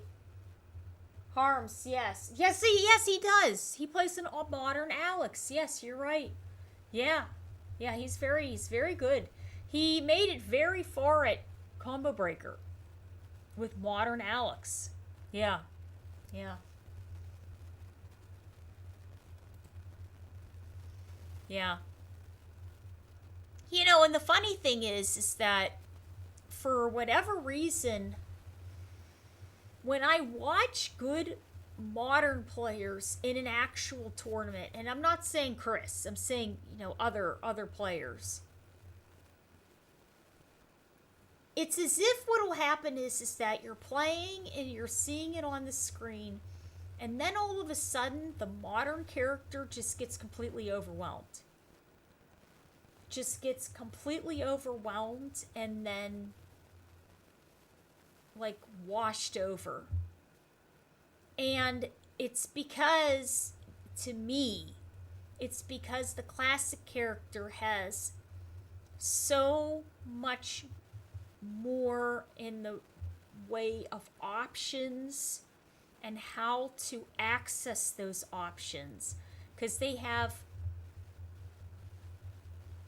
a couple more normals, but then from those couple normals, they branch into more options, right? And I've seen a ton of modern players go down that way.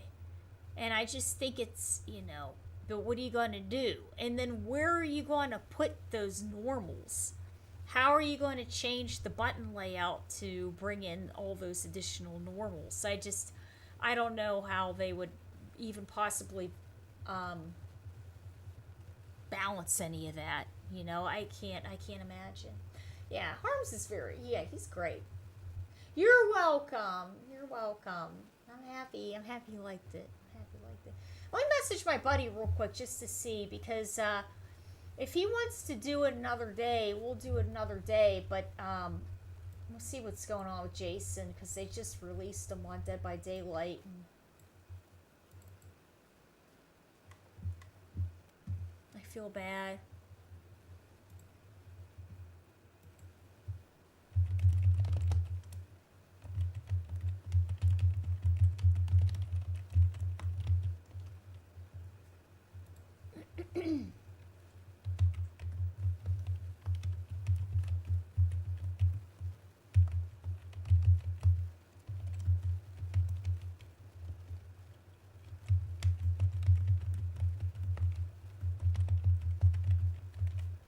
I think he went to sleep.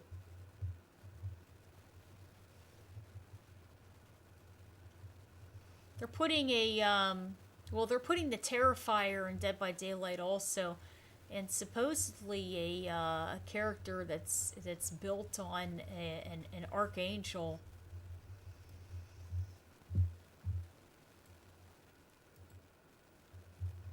Oh, you're very sweet. Thank you so much.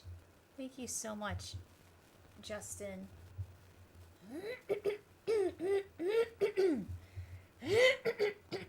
Sorry about that, guys.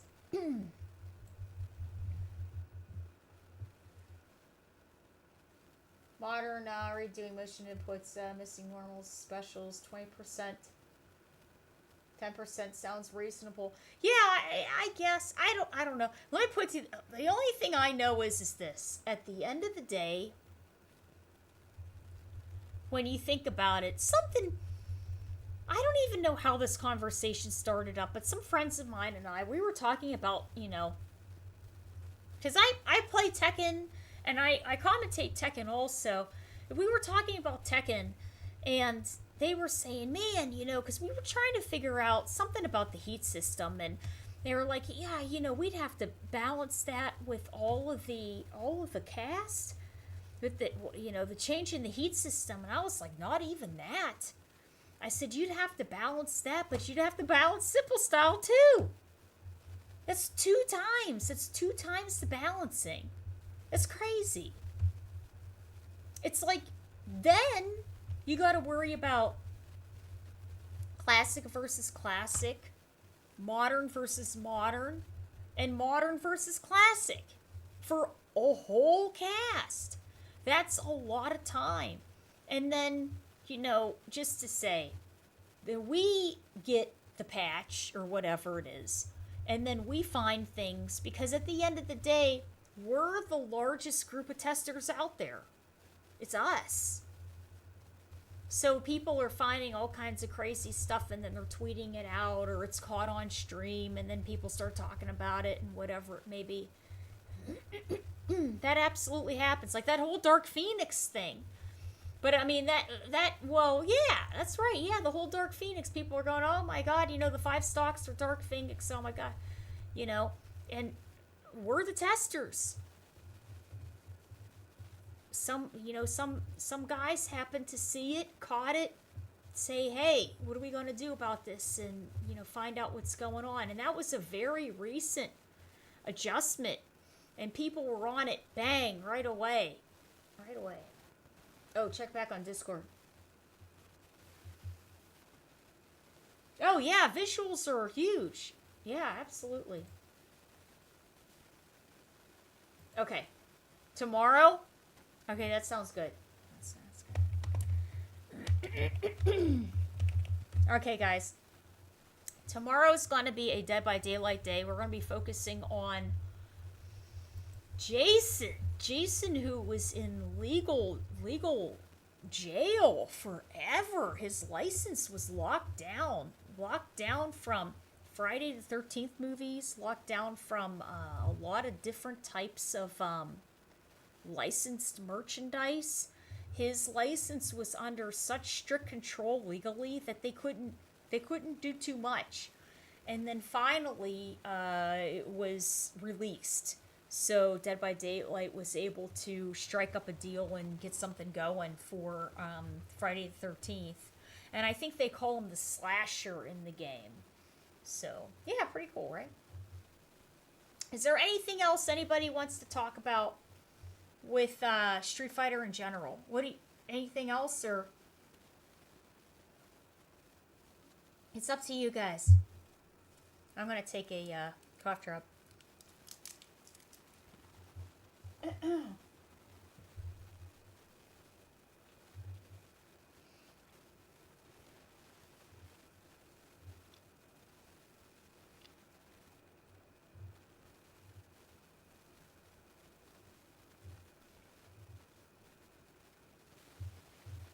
No?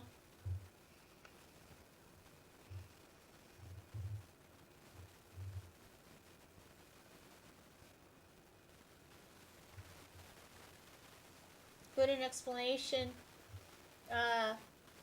Doesn't know, oh! I appreciate that. You're very sweet. I try.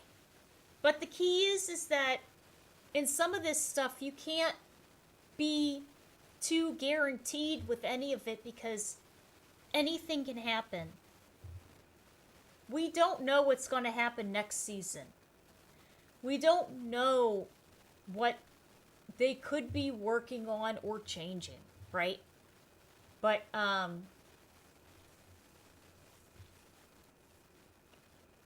the only thing that we do know is that they're trying to make something that is going to be entertaining and make people have fun while they're playing it.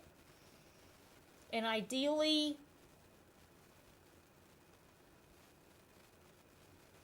want to compete also. For us as a community, we want the people that are having fun to compete. That's our goal. And our goal also is to showcase the game. Because we're the people that are out there showing all the cool things that can happen and do.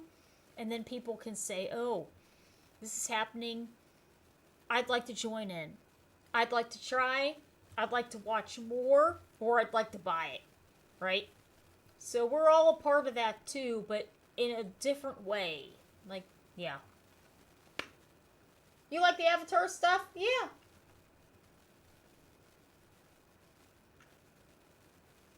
Me personally, I didn't know how popular the Avatar stuff was. I went through the first year not knowing too much about any of the Avatar stuff, and then all of a sudden, some buddies of mine out there, they told me, they said, you can't even imagine. There's a community out there just for Avatar stuff, and it's huge. I said, no. I'm like, you're lying. I didn't believe it. I didn't believe it. They said, no. It's real. I said, what? They said, yeah. It's one of the main things helping to push the game forward. And I'm going, you know what? That would make a lot of sense then. Why a lot of battle passes and things like that are also to help sustain the avatars, because there's a huge amount of people out there that enjoy that. And I bet you the people that enjoy that kind of stuff are also the people that enjoy Monster Hunter, Final Fantasy, stuff like that.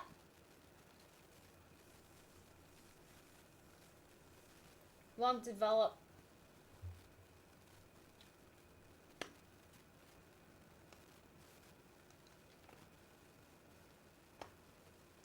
I completely agree. I think you're completely right. Absolutely. Mm-hmm.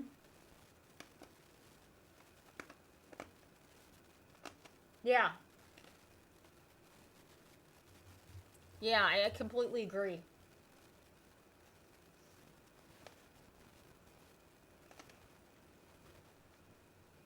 No, but it's right.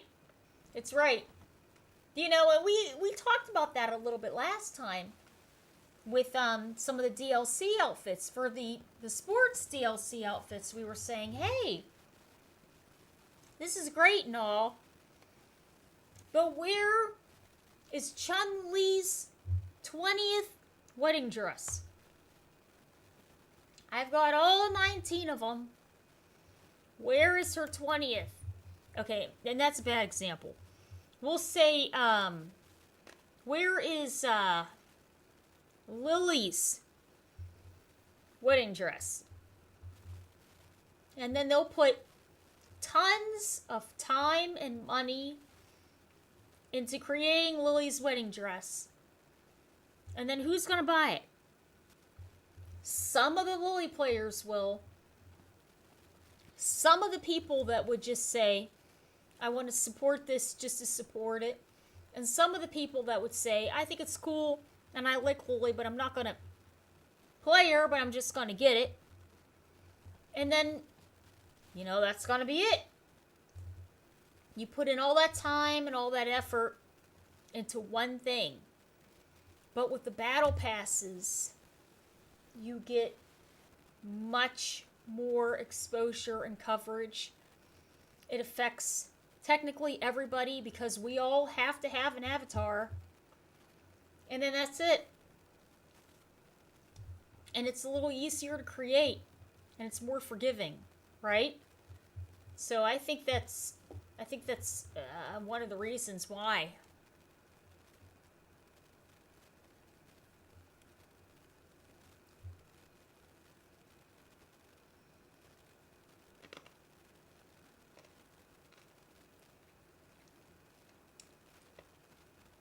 What's up there? How are you?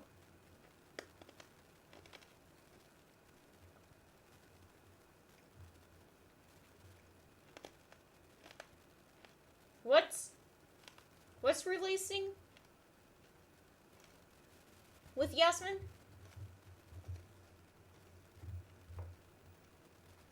I missed it. How do you expect? Oh, the incoming patch. A patch.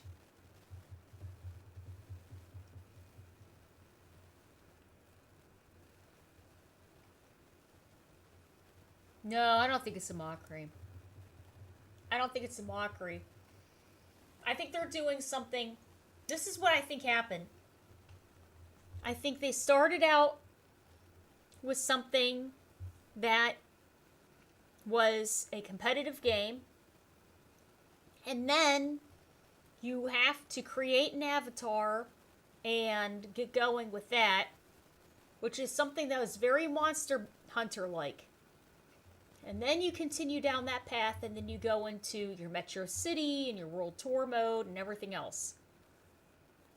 And then you can get into avatar battles and go to the battle hub and everything else, right? And they started to notice that they were gaining more people and this was becoming very popular. But they have to start bridging the gap more and making the classic Street Fighter side more accessible. So they're trying to do things to bridge this. Because literally, it's almost as if we've got two games in one game. Two different things in one game. And some of the people will just say, hey, look, you know, we like the Avatar stuff and that's it. That's why there's all these additional options in the Avatar stuff now, like play so much Avatar and then you get these color options and stuff like that. I think it's a good idea. You know, they're trying to make it more accessible for them to then join on the classic side.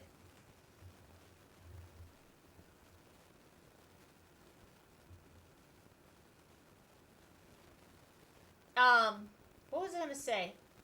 I think that the patch coming for Yasmin in August will, make Yasmin playable, right? But if it's gonna do anything to the game, it'll be a quality of life adjustment. So it'll make the engine better and more responsive. It'll make the characters more balanced, micro-balanced, and more fluid with each other. And that would be it. I don't think we're going to be seeing any aggressive adjustments for any of that.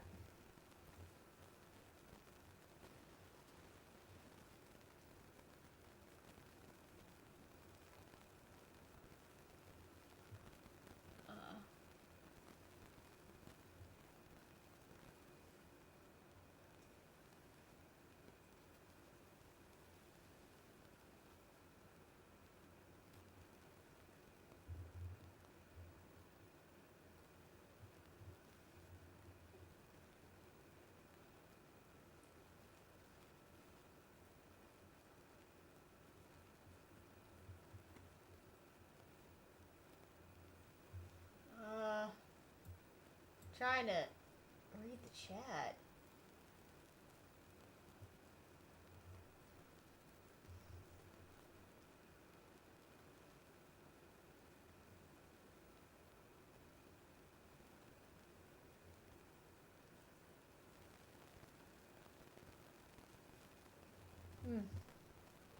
Yeah, I don't know. I don't know. I like I said, I think the game is generally in a we're moving in a good direction. We're moving in a good direction. And here's the thing you have to understand.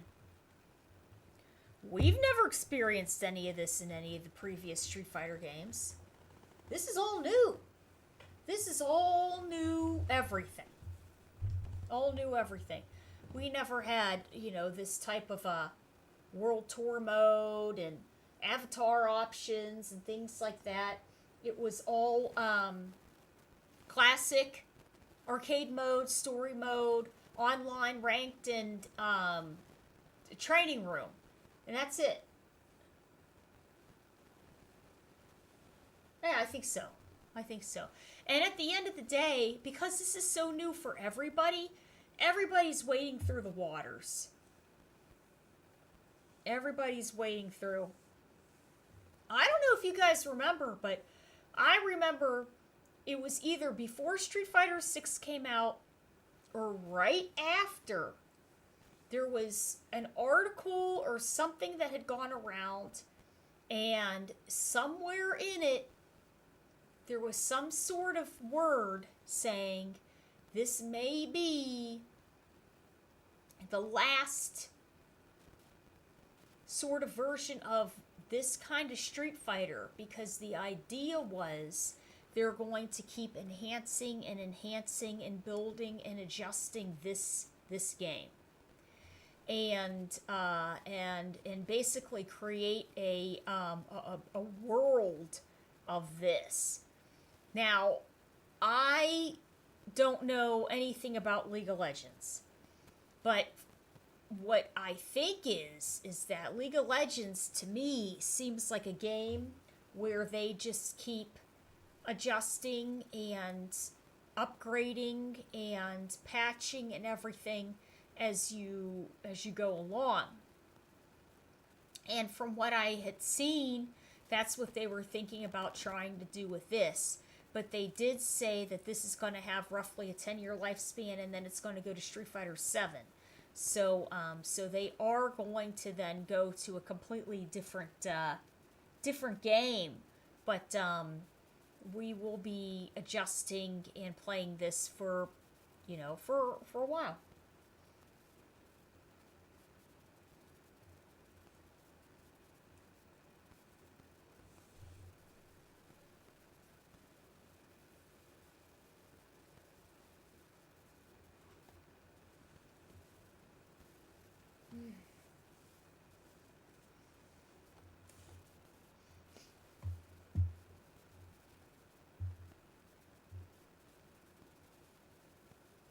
Would it be a start of a new season factor into that, given a sizable patch would previously come at the final chapter of the previous seasons with Akuma and Lena? I mean, I think that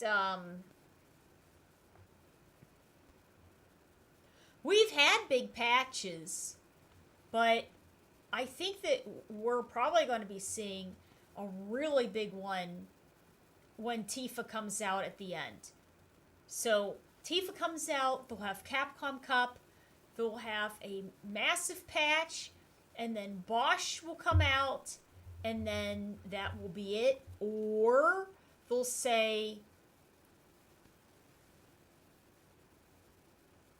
let me think here. Yeah, it'll be when Bosch comes out. They'll say here's a massive, here's Super Street Fighter 6. Yeah. Yeah.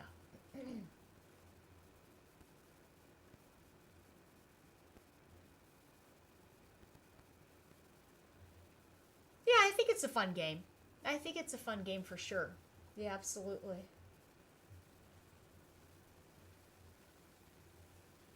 A balanced patch. Yeah, I'm sure. I think they'll have a balanced patch. I mean, but it's not going to be anything aggressive because then it's going to throw off the season. And you don't want to throw off the season because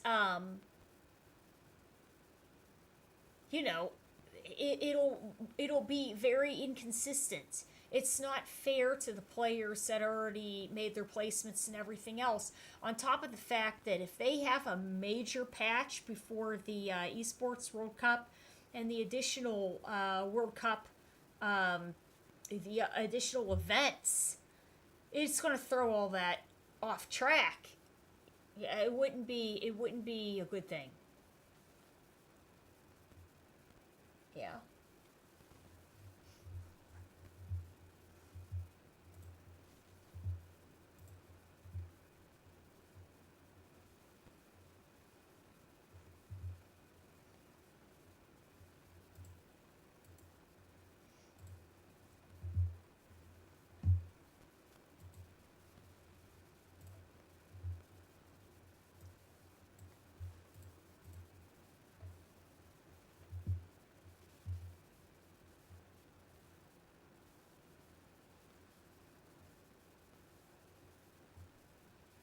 Yeah, but they would have had to have developed it if they're going to release it. I mean, they would have to have developed the character if they're going to release it.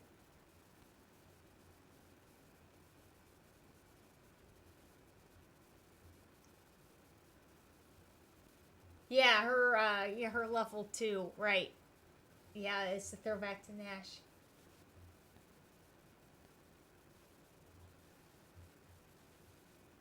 You can definitely tell that the aggressive adjustments happen before a season starts. And it's the same with Tekken.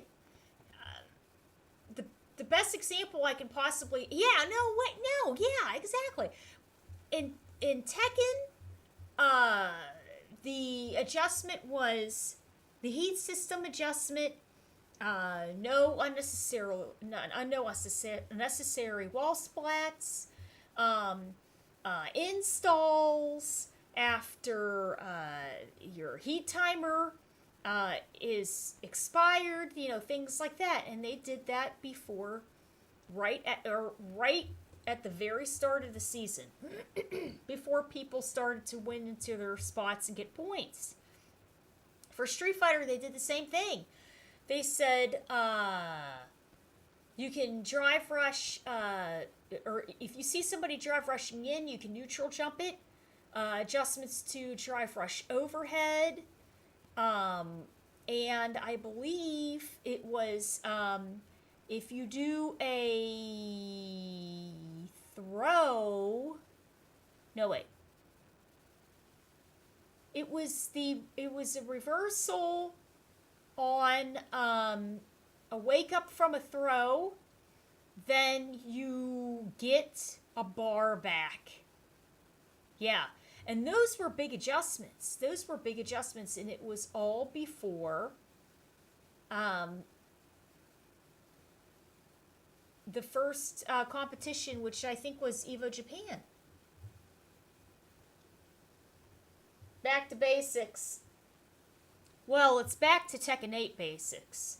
I mean, respectfully speaking, it's back to Tekken 8 basics. The engine to Tekken 8 is the heat system. I'm going to say a very blanketed answer. The engine to Tekken 8 is the heat system. There's nothing that they're going to do too aggressively wild to that.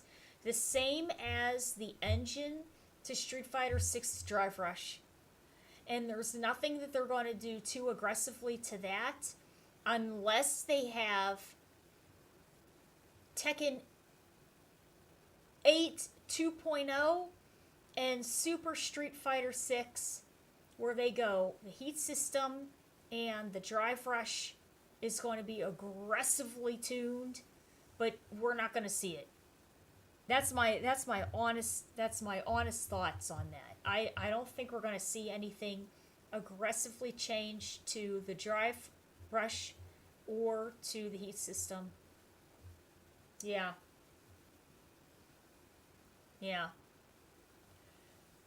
I mean, and here, if you really think about it, they could do something like what Guilty Gear did. Guilty Gear gave it, a big handful of years, and then they said, okay, you know what?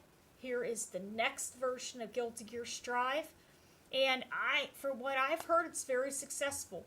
People are having a good time. And they're liking it. It's working out.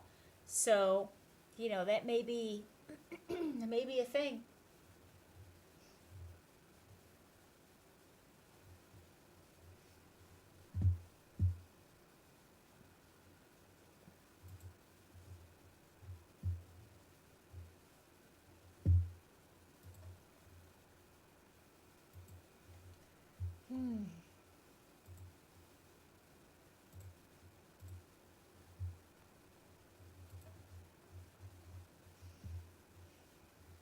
Alright guys, we're going to be hanging it up soon there. I don't know if anybody else has something that they'd like to talk about.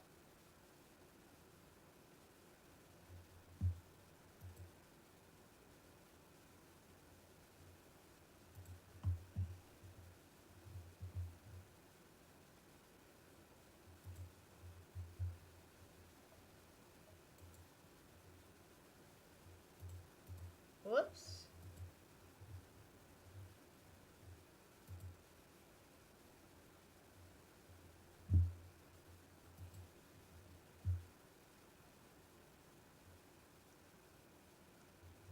Alright. Strive 2.0 patch. Tournaments. Yeah, I think so. And that's something that helps keep games, make them exciting and everything else, and entertaining, and people like it. You know, I think that at some point we'll see something like that happen with this, but it's still too soon. I think it's very, very possible that it could be in 2027. I think it's very, very possible we could see that in 2027. Yeah.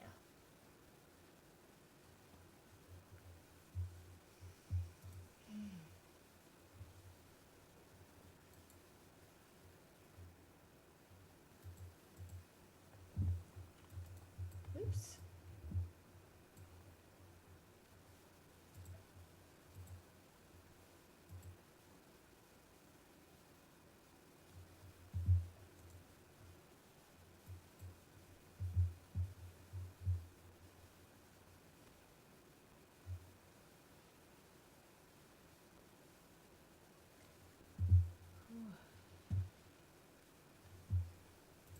Okay.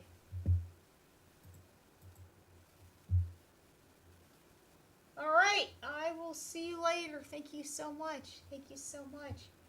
All right, guys. We're going to rate somebody there. So let's take a look and see. This was a good one. I hope that you guys. Oh, there's Psycho. He just won. World Warrior. Psycho's a really good guy. He's a nice guy. He's a great Kimberly player.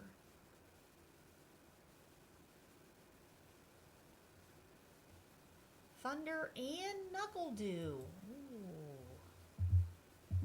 That's a nice time. Stream starting soon. Alright.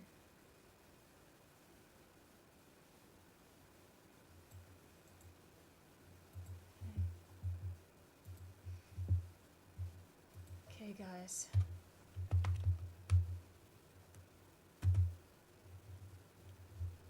You guys have a good day too.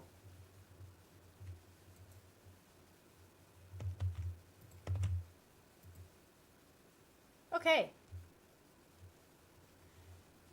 I hope you guys had a wonderful time. Thank you guys so much for tuning in, and we're going to have more open lobbies there. I'm going to be, testing out Modern DJs, see if we can figure out anything with him. And, of course, awesome video there for Yasmin. I hope you guys had a great time and really good discussions there. We had a lot of fun. So, hope you guys have a great evening, and we will see you guys all next time. Bye.